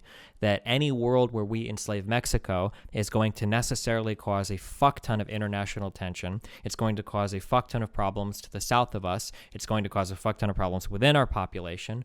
It's going to lead to a lot of turmoil for a number of reasons, because enslaving a country that large is a problem. People are going to try to uprisings and whatnot. That even if that action in a vacuum might be considered morally neutral in my system, in the way the world is constructed today, whether because humans are social creatures or because this is just where we are or what, an action like that I would never be in favor of, just because it would probably lead to worse outcomes for me. So maybe the fact that the world is... So you're taking the consequentialist position? You're not discussing the ethical problem? of might makes right. You're okay with enslaving Mexico because no one would defend them. That in that extreme hypothetical that I believe doesn't represent the There real is world. nobody that will defend Mexico if we try to enslave them. Do you think China will do so? Do you think Canada will defend Mexico?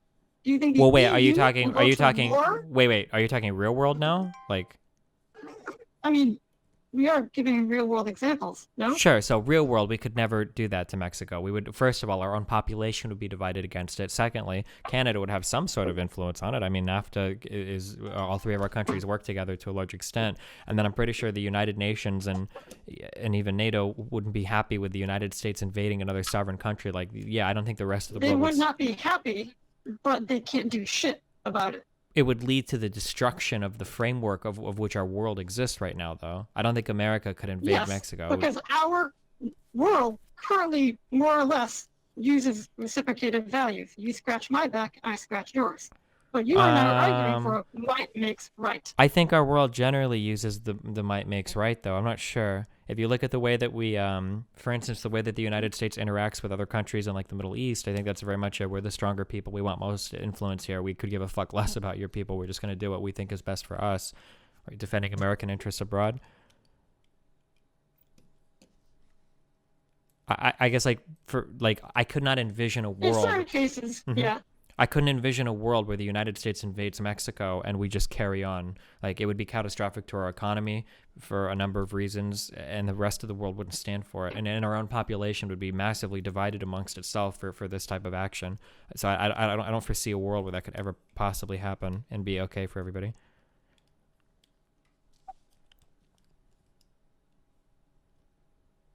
And then to go further into the Middle East stuff, I think that we do a sort of might is right there, but I think it's short-sighted even, because you open yourself up to a lot of negative stuff in the future or even in the present as a result of that. I think that our foreign policy is somewhat short-sighted. Terrorist attacks and things like that become possible. I say short-sighted, but I mean the situation over there is absurdly complicated. But just like distilled down to a narrow philosophical view, like we do things like that to other countries, but we always have blowback that occurs in the U.S. as a result of that. Things like 9/11 and whatnot. Okay. So maybe you have adopted consequentialism because you don't care about might makes right, and you don't care about reciprocated values. You care about best outcomes. I think so. I think it's called rural consequentialism, rural utilitarianism, I think, might be the thing I am, maybe. Are you familiar with that expression? Because you've shifted between 3 ethical frameworks in about an hour. Listen, I'm talking, okay? I'm just going, dude. You can't pin me down. I'm Galloping Nick over here, all right? I am going to ask you what you asked your mother. Uh-huh. Does it not bother you that you don't know what ethical system you have? She didn't know what the ACA would be replaced with. You don't know what ethical system you have, and you have changed it wildly in the past hour. I mean, these types of conversations are very difficult, for sure. I don't think it's on the same level as somebody that is totally fucking lost in regards to something like the ACA not having a replacement. I would argue that that's a different thing. I mean, any confusion I have over my ethical system is really from a consequentialist point of view, is only going to come down to my treatment of animals. It's not like I'm treating people poorly, I don't think, because of my ethical system. I think that generally my ethical system produces more moral answers, even insofar as other people's ethical systems are concerned, if you follow mine. So I guess I'm not like I'm not like losing sleep over it, but I think that the animal thing is probably the big, would be the biggest down thing, or the worst part of my moral system. Sure. So to be consistent, if you're a consequentialist, you care about the environment. You see where I'm going. Yeah, sure. And vegans are good for the environment. Yeah, undeniably. Vegans or vegetarians, sure. So you should be consequentially a vegan, because it is better for the environment and the world in which you live, and your children, etc., etc. From an environmentalist point of view, yeah, for sure. From a consequentialist point of view, If you're not a consequentialist, you should still be a vegan. If you're not consequentialist, you should still be a vegan. Wait, for why? No, Wait, what? you are now a consequentialist, correct? Maybe, I think so. If you say so, yeah. Okay. If you believe that the ends, if you believe in consequentialism, then is it not within this framework that you should still be vegan because the consequences benefit everybody, including yourself? Are you talking about from like an environmental standpoint? Wait, if you answered the mic cut out, sorry. I believe consequentialism includes the environment. Consequentialism involves everything. No? Yeah. Yes. Yeah. I mean, like, Okay, if somebody so- were to if somebody was making an argument that veganism is superior in terms of environmental impact versus meat eating, I think that argument is undeniable. Sure. Yeah. Okay, so as a consequentialist, how are you not vegan? Oh, because then we get into levels of responsibility and how far we're removed from the scenario. So Oh, so you deny all responsibility for your actions. It is up for everyone else to be good, but not yourself? I don't deny all responsibility for my actions, but I don't know if I'm personally responsible for the death of a Palestinian. I don't think that necessarily falls on me, I am but talking about the environment. Sure. Why are you talking Well, about Palestine? because I work a job and I You paid. literally cannot help that Palestinian. You can make an action today that would reduce the burden on the environment. This is something you can directly do that would help everyone. Yeah, but it would be so inconsequential that I'm not even sure if it would matter. Like, I would be in favor of legislation moving in that direction, but I don't know if like my Could you justify voting? Your vote doesn't matter. I don't vote. I hate voting. I hate democracy. I understand what you're saying. I'm being So, difficult. No, I understand what you're saying. Okay. Why do you do anything if nothing matters? Nothing you do will ever matter. Why do anything at all? Because I'm a hedonist, actually. Can we move over to that framework next? Oh my god. I mean, I guess I could probably eat. I guess I just don't see at the end of the day me not eating any kind of meat products if this like has like a measurably positive impact on the environment, if this is something that actually matters. If there was like a movement It does. if there I was can give you a link right now that talks about the most important things you can do as an individual to affect the environment. Among them are not flying planes, not driving, being vegan, and not having children. Those are the 4 things, and I will see if I can. I think I've already fucked up like on every single count, dude. I'm too far gone. Great. You have one thing you can do, which is become vegan. I'm not then. selling my car. Oh, become vegan. For environmental reasons. Listen, if there is something to vote on to pass veganism as law, I'm gonna vote on that legislation. That's for damn sure. You better believe in that, okay?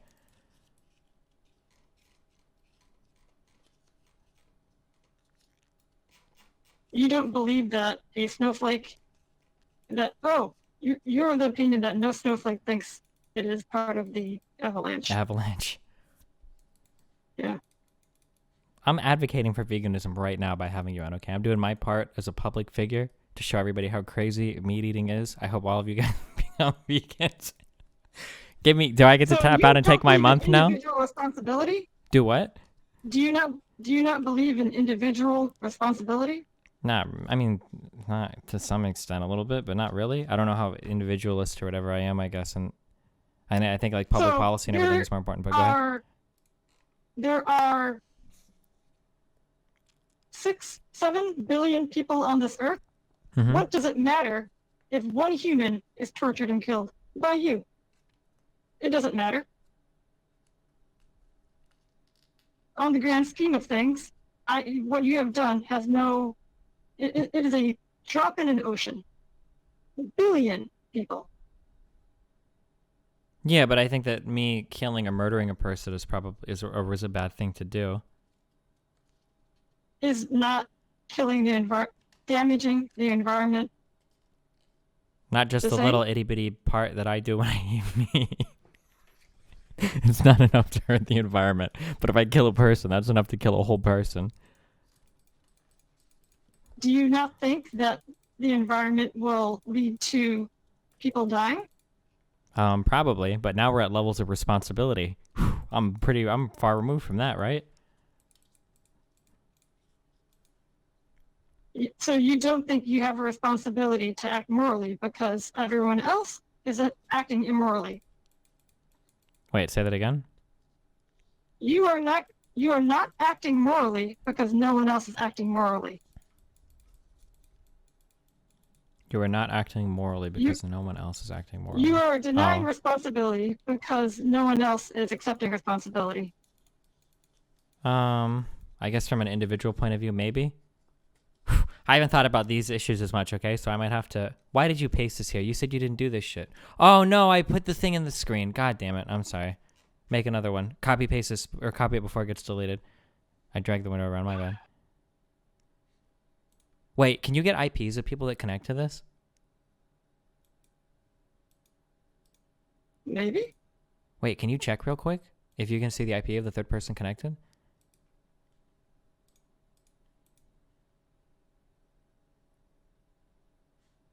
Or if is there like a record or a log of it?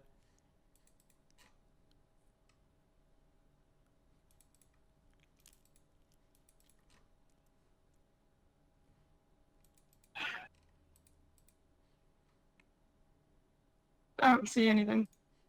Fuck, alright. Alright, so where were we? I needed to be vegan for environmental reasons. So How far does you're that- denying responsibility.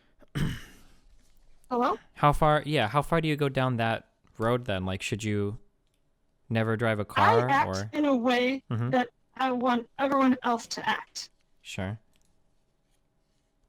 But I expect that you don't believe. What if nobody else... don't What if you act act in that a way. way... What if you act in a way that you want everybody else to act, but then you don't... But nobody else will act that way. Does that influence that at all, or does that not matter? You, as a public figure, cannot say that.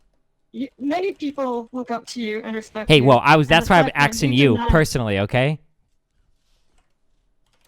Sorry? I'm asking you personally. I just meant like for a personal person, okay? I know I'm a public person. It's a different kind of person. But for you, Okay. for a person. What are you saying? For a person, let's say that there is a system that you believe the whole system is immoral, but whether or not you engage in that system, it's not going to make a difference anyway. Other people will or won't act. Do you think that it matters if you do or don't? Did that make sense? I used a lot of like words. Let me think. Sure. Let's say, for example, you're very much against, let's say you think that all sex work is wrong. Let's say that there's a strip club down the street. The strip club only needs 50 patrons every weekend in order to stay afloat, and it gets 250 every weekend. You could go because it's fun, but you don't necessarily support the idea or the existence of it. But whether you do or don't go, it's always going to be there, and it's always going to be doing its thing. So, I am an existential nihilist, Uh-huh. which means that I give my own life meaning. I don't derive meaning from God. I Mm-hmm. don't derive meaning from rules. Yeah, the existentialism, I got it. believe yeah. So, the fact or the idea that I, as an individual, can only control what I can do is sufficient for me to do what I believe is the right thing. This is very Captain America. Sure. Let's say Captain Planet, okay? Captain America is a little nationalistic, but I know what you mean. But you don't operate by this framework, I presume? I don't give a fuck about anything, You so I don't don't- know what I operate by. I'm kind of like an existential you nihilist jump for across that. 4 different systems. Yeah. To So- win arguments, to win debates about veganism. I'm an anaconda chameleon. So you That's are what I am. now a consequentialist that does not care about the consequences. So I try not to label myself because I don't know what I am. So, What for the purposes well, here, of this yeah. conversation? Okay, hold on. Are you familiar you're with? Do you know the difference between a rote versus a rule utilitarianist? Have you heard this before? Nope. Okay, so the two frameworks that I'm aware of, you have deontology and you've got consequentialism, right? Okay. Or what, I'm asking if you're familiar with it or if I need to explain it. Yes. Okay. Wait, yes to which? That was an or question. You are familiar with it. Yes, I am. Okay, so the reason why I used to say that I was a deontologist is because I thought that consequentialism was naive. That if, let's say that you could kill one human to save two humans, people would say that, well, that's okay because the ends justify the means. And then what I would say is, well, hold on, the ends there actually have a hidden cost with them. Not only are you saving two people at the cost of one life, you're also carrying with it a rule that says it is okay to kill one person if you can save two people. Those are your real ends. It's not just that you're saving two people, it's that you're saving two people, right? So when I said this on stream, this is why I say I am a deontologist, because because I think that consequentialism is naive and it can carry with it hidden costs that aren't necessarily immediately apparent in the consequences. And then somebody emailed me a big thing and they were like, well, hold on, Destiny. There's actually a form of a consequentialism that takes this into account. What you were talking about, where the ends justify the means, period, that's called rote consequentialism. But there's another type of consequentialism called there's another type of utilitarianism called rule utilitarianism. And what rule utilitarianism is that you write a rule that makes it so that whatever rule you write is optimized for society. So the rote consequentialist might say that saving two people by killing one person is always a moral action because the outcome is greater. But the rule consequentialist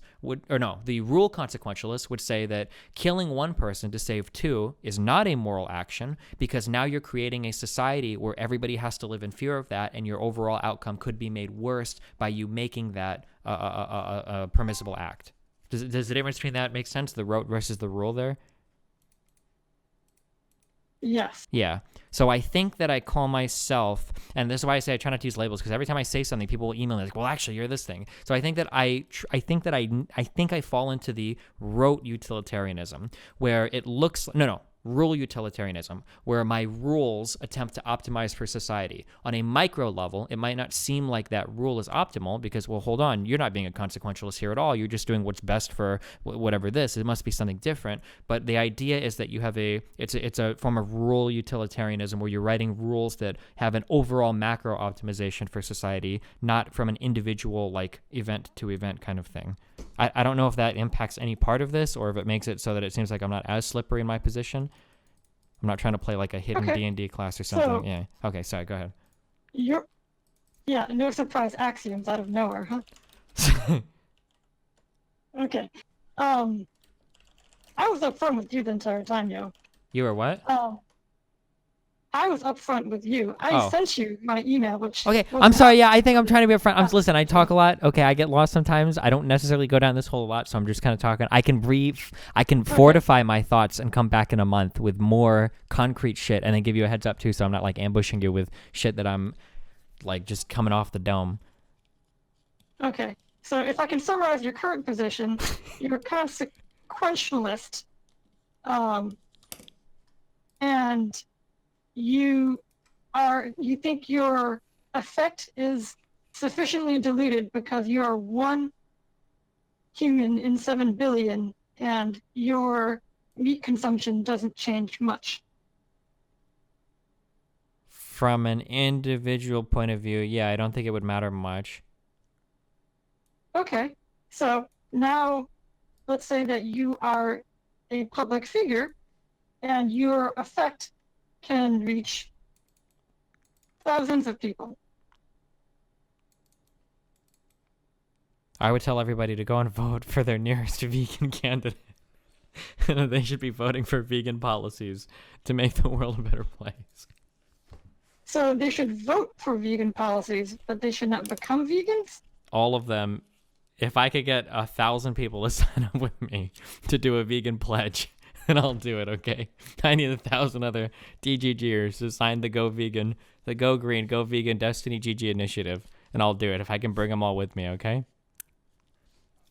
You don't think I can find 1,000 people? They gotta be my audience. You can't go find other people that are already vegans. That's some bullshit, okay? So, I'm gonna chip away at this number. How about 100?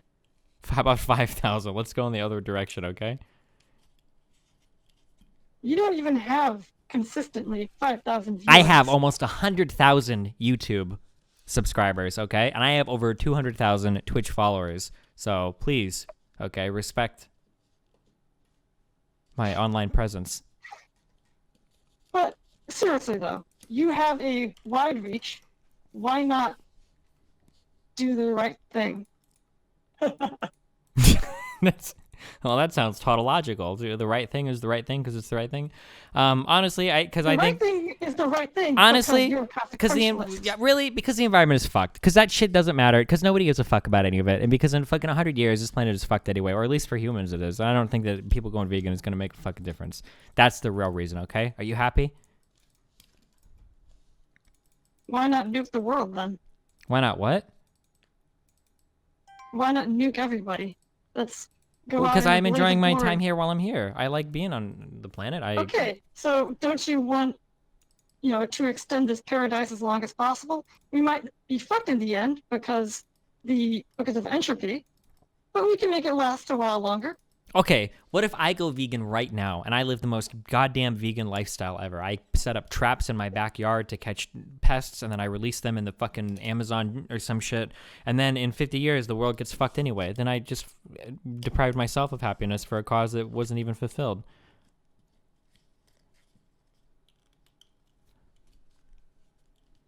Do you think that the world is going to end in 50 years? I'm not sure actually. I don't know. Within the next 50 to Do you 100 think though, maybe. I don't know. Whew. Yeah. So doesn't your impact, delaying it, being so close to the edge, pushing it back a few more days, is that not worth it? I don't know if it'll push it back a few more days. I don't know if my individual impact will have anything whatsoever. We might be accelerating towards it. I don't know. Your individual impact times 100 people. Okay. What if I go into a scenario in the future where I might get somebody pregnant, but then I don't do it? Can I subtract that child's potential cost to the planet against my current life and then have like a budget? Is that moral?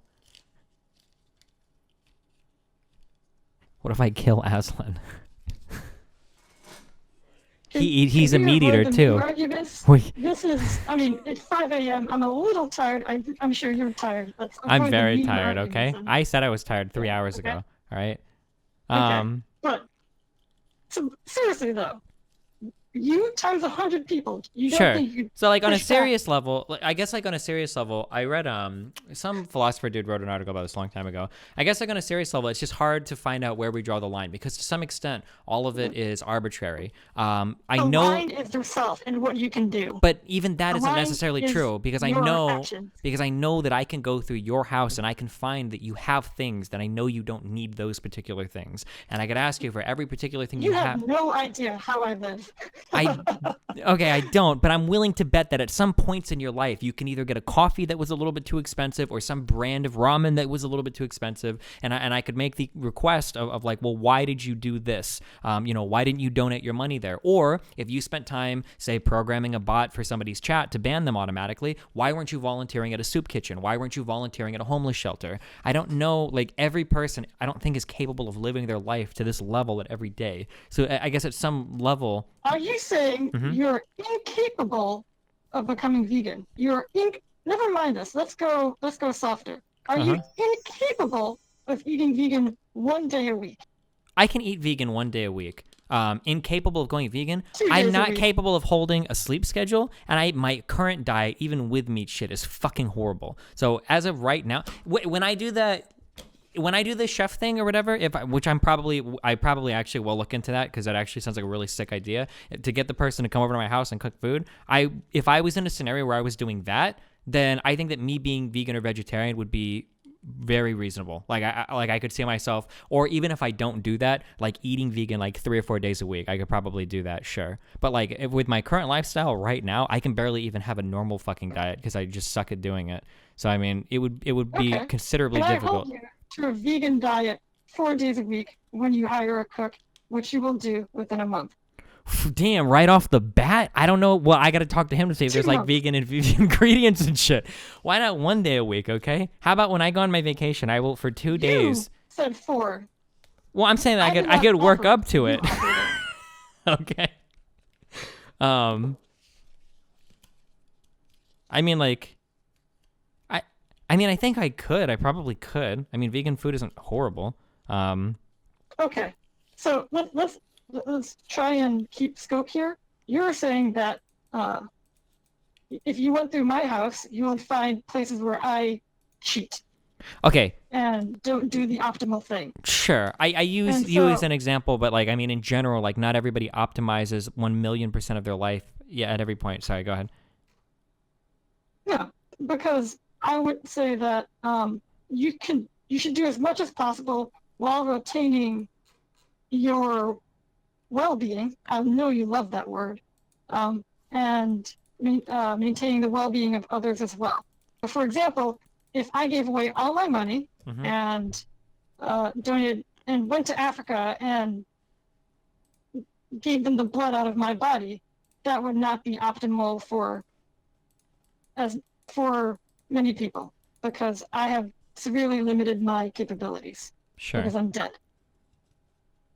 You can have a much larger impact if you live sustainably within the scope of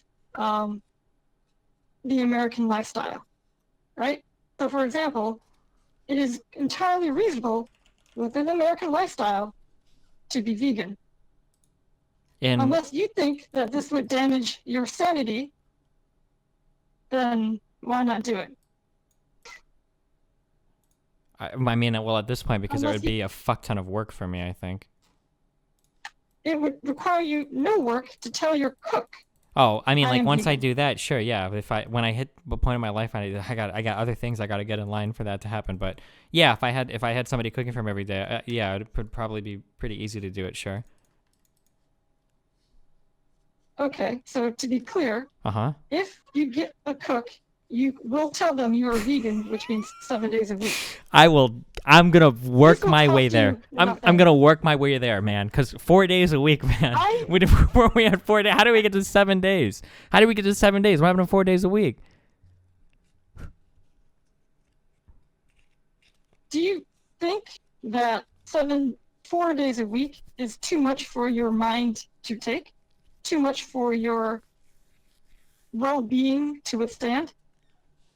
I think 4 days is doable. I think I can work my way up to it. Yeah. Okay. Do you think 7 days is too much for your well-being to take?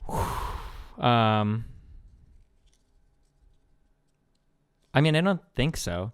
I mean, the only reservation I have is just probably because I'm not familiar with the extent of vegan food that exists. Probably.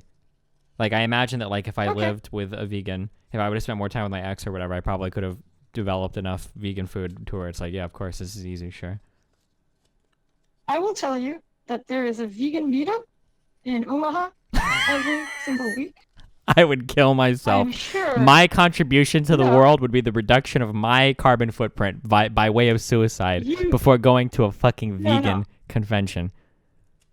You're misunderstanding me. Oh, sorry. I'm suggesting that you contact them and see if any of them would be willing to cook for you. You really think Yeah, they would do that? vegans are big, especially if you give them $20 a day or 20 of however much, right? If you're willing to pay, they will cook you all kinds of tasty food. Vegans Holy are shit. liberal, they love everybody.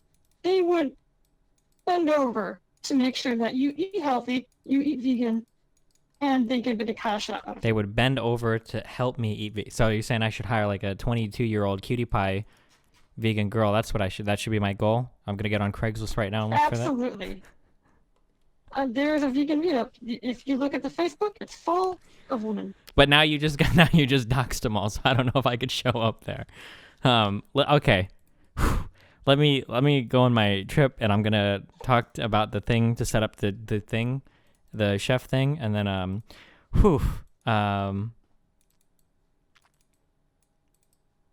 Consistency, Destiny. hey, levels of consistency, okay? When was the last time you donated blood I love plasma? you. When was the last time you went and gave some plasma to the Red Cross? Be honest. Honestly, about 3 months ago. I don't do it Are you gonna very have often, children? but Are you? I Do you do plan on having occasionally. kids? No. Have I you hate kids. donated your ovums or whatever yet? Your eggs? No. I Oh. don't think that children should be something we strive for Oh. in So this you, current environment. wait, are you a antinatalist? No, I'm not Okay, but anti-natalist. it's for I'm environmental. saying Yeah, that I I understand. think, yeah, exactly. Okay. This world doesn't need more people as it currently is. Perhaps in the future it could change, but right now, let's focus on let's focus on the people that are alive, and they don't need my contribution. Sure. How many kidneys do you have? Still 2? Two, I am struggling really hard with that.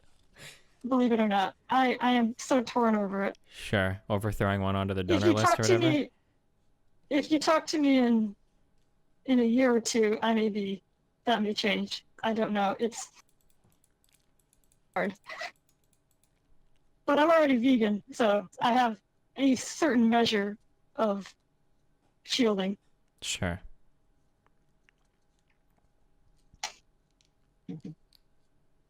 So, can I hold you to finding a vegan chef in 6 months? I'll give you some time. I mean, yeah. I mean, like, once I get, like, a normal chef, if I do that, I'll have, No, here's the thing. I am not going to hold you to a vegan diet. uh-huh. I believe that you can still drive out and eat fast food. You will probably want to do so. But since you're a lazy person, if the only option available to you is a vegan meal, you are going to take it. Probably, yeah. So, yeah. So I am suggesting you put yourself in an environment where you make the optimal choice. Well, we're big on environments here, so, Exactly. sure. I mean, like, Devin would to totally be, agree with me. yeah, to on be, this. like, completely honest, I mean, like, I'm pretty sure that if I was in an environment where I could just eat only vegan food, I'm pretty sure I could do it. I don't think it would be a huge deal. Okay. So to reiterate, 6 months, find a vegan cook. Yeah. Well, but 7 months, because I get to push the 1 month button on revisiting this argument, and then we'll start the 6 month timer then, okay? I don't understand. Could you repeat? You said that I got to say if I needed a month to come back, that I had a month. That was in here somewhere, wasn't it? How long do I have to say I don't know? Oh, 1 month. So technically, I get to push the I don't know button for 1 month, and then we get to revisit the argument. And then if I can't win, then in 6 months I'll do the thing, right?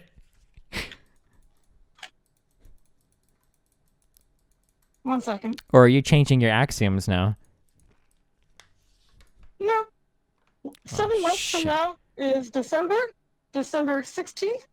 I will give you until the new year to find a vegan cook. Okay. Yeah? Okay. Is that enough time to I mean, transition? it should be. Yeah, hopefully. Yeah, it should be. That should be fine. Wow, that'll be your Christmas present, huh? If you're this anal about all of this stuff, why were you a vegetarian before? You just never thought about it? I didn't think about it. I was raised vegetarian, and I just went through it. I thought of all Oh, the. fuck. I was full of myself. Have you ever eaten And then meat I before, or realized is I it could be like, better. is it thought of it like just I- kind of disgusting to you? So I am going to reveal something that perhaps I shouldn't, but I'm actually vegan. I will eat meat when it is clear that it is being thrown away. So, for example, if there's food in my office fridge Mm-hmm. that has been left there for a week, I will take it and eat it. So the last time I ate meat was about a month or 2 ago. It's hard to remember, but yeah. Gotcha. I guess what I was getting at, what I was curious is if you were raised vegetarian, if like you hadn't even had the opportunity to eat meat until like your teens, if the thought would have just been disgusting to you or not. That was kind of what I was getting at. I was just curious, but I am not disgusted by meat. Meat smells and tastes pretty good, gotcha. but I am willing to forego that because of my own morals. Gotcha.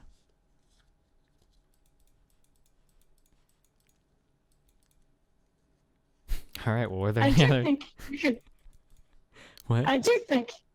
So, do you think you have an obligation to put forth some effort in the 7-month thing, or are you going to run up to the deadline and then find a reason to renege? It Because comes I down think that is to what is it. going to Just happen. it comes down to living related stuff. But I mean, like, assuming I pull the trigger on the food thing, which I have no good reason not to. Then I mean, yeah, I should be able to. Yeah. I believe you're a good person, Destiny. Thanks. Stephen, Thanks. and I will believe you. Wow. Thanks. I thought you were gonna throw a butt in there, but you didn't. No, I admire you, and you have changed me to become a better person. So, Wow. Thanks. hugs all around.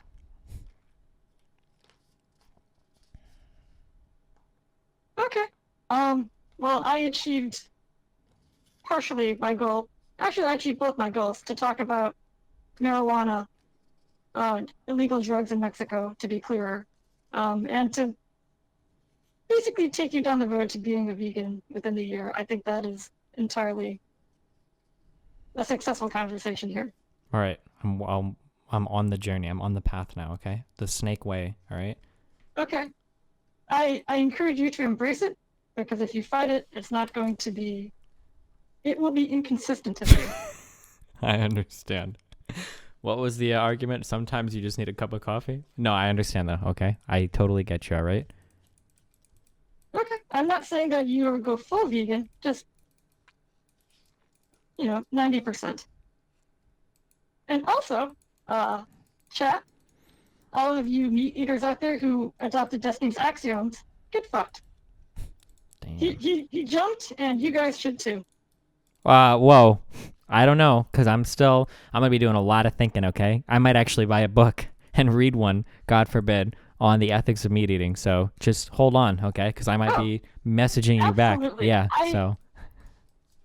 By all means, we can continue this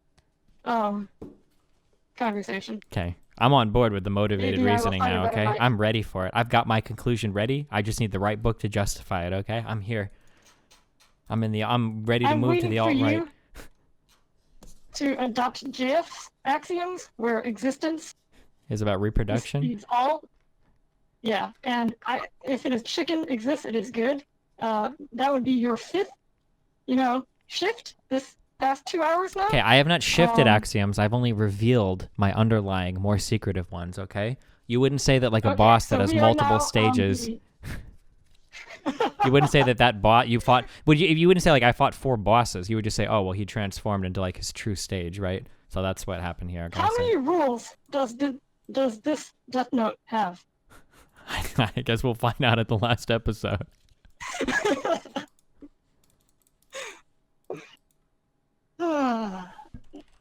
Okay.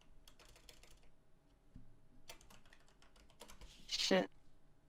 I Alright. think this was a general success, and that's all. Gotcha. I can happily end on that, I think. I am going to. Tonight I was going to eat a really good steak dinner. I'm going to buy a vegan meal instead, and then I'm going to send you the difference in money that I would have spent, and you can buy a $10 microphone that will be better than this one. Okay? Is that acceptable? Like you, I am incredibly lazy. I will someday find it within me to buy a mic. Believe it or not, my stinginess does arise from trying to min-max my life. I tend to buy cheap shit, which is why I have a Moto 4, and generally not too crazy technology, despite being a relatively well-off programmer. Gotcha.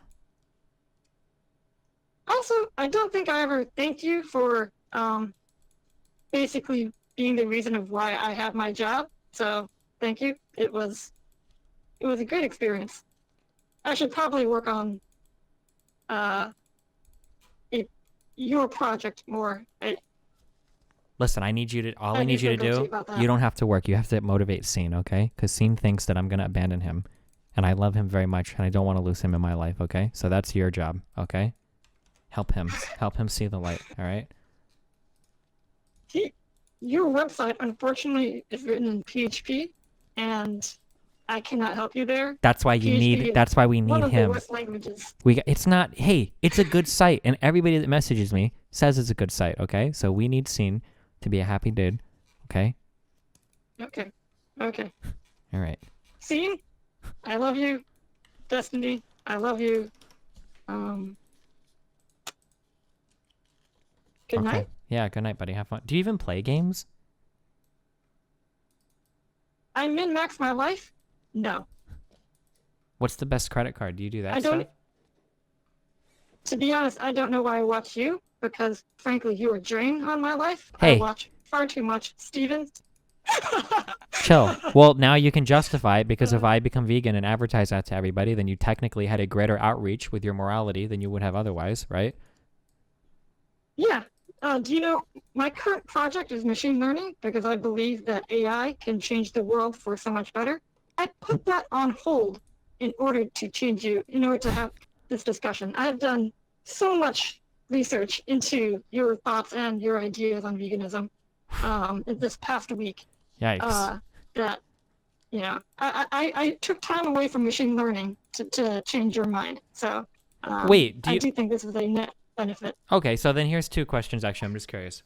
Well, wait, the first one is, wait, so do you do, like, the credit card min-maxing thing?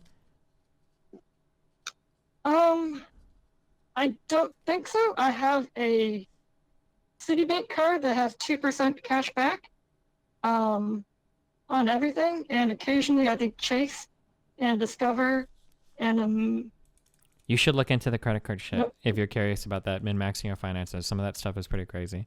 That was the first thing. Oh, I and then don't travel, so your points don't. you really never apply to travel me. anywhere? The 4 rules being don't drive, don't fly. Never mind. Okay, well, never mind. Then fuck all that shit. I do try and hold to those. Do you ever buy So, stuff from Amazon or whatever? That said, I do travel. I think my family wants to go to Canada, so I have emotional connections that I cannot deny there. I will go with my family. Okay. But I rarely travel. Yeah. But Interesting. you were saying? Is your family gonna eat meat while you're on that trip? Ooh. Oh. Oh no, My wait, they're family is entirely vegetarians. You're right. vegetarian. Never mind. You said you were raised I vegetarian, am so they the must only be. vegan. Yeah. Oh Yeah. shit. Okay. My second question. I'm working on converting them to. My real question. Do you think that sufficiently, or I guess, are you a materialist? You believe that everything in the material universe arises from physical properties, or are you like some dualist or whatever? Yes. Yeah. Okay. Do you think that AI? You and I align in many ways, so yeah. Gotcha. Do you feel that AI is like a sufficiently complicated AI is worthy of moral consideration? Of course. Oof, that'll be really interesting in the future how that plays out, I guess. I think an AI that is extended a moral contract will not be tempted to kill us all. Sure. I guess it's just the implication of all of that is just so strange. Like, say I have a computer with one AI on it and I copy paste it 1,000,000 times. Like, have you just created 1,000,000 lives that are all worthy of moral consideration? Like, all of that gets like really weird, I think. I don't think you can fit. So at the end of the day, it's processing power, not, how many copy pasted versions there are. So you can kind of put an AI into stasis by just having it on a hard drive. What matters is how much CPU power you give it. Sure. And so at that point, if an AI is running on 1,000,000 CPUs, it's kind of one giant entity, not an individual being. Ooh, I don't think is it? that, unless you think that every single neuron in your brain is an individual human or being, yes. I guess it just It is depends a on how the collection of AI. GPUs. I guess it just depends on how the AI the is like divvied up, right? So Google has things called TPUs, which are collections of processing units, basically GPUs that all run the same algorithm, and so I think that could easily be argued that would be one AI, Sure. especially since they share the same data, the same algorithm, Yeah. and the same general cluster power unit. And so you can't really copy paste an AI. Perhaps in the Sure. future things may become stranger, but as it currently stands, it's very easy to say that there's a discrete amount of AI. Yeah, I understand that. I guess I'm thinking of like a future where it's conceivable, say that you're able to create a self-contained reasoning system or whatever that could be contained within like 20 or whatever terabytes of data, and you have this thing and it's an AI, and like if you were to copy paste it and spawn it on another machine, that instance could conceivably have like a separate conscious, and you could interact with it, and it would write different things to its hard drive, like a similar human mind cloned into existence or whatever, right? Yeah, and that separate mind, that cloned mind, Uh-huh. would have, reciprocated values. It would expect the other clone to reciprocate Yeah. what it does to itself. So Sure. we have a positive system here. Yep. But in my world, might is right, so I can just delete those motherfuckers and never have to worry about it. Okay, all right. I appreciate the conversation, my dude. I'm gonna, I probably should take a nap or whatever, so.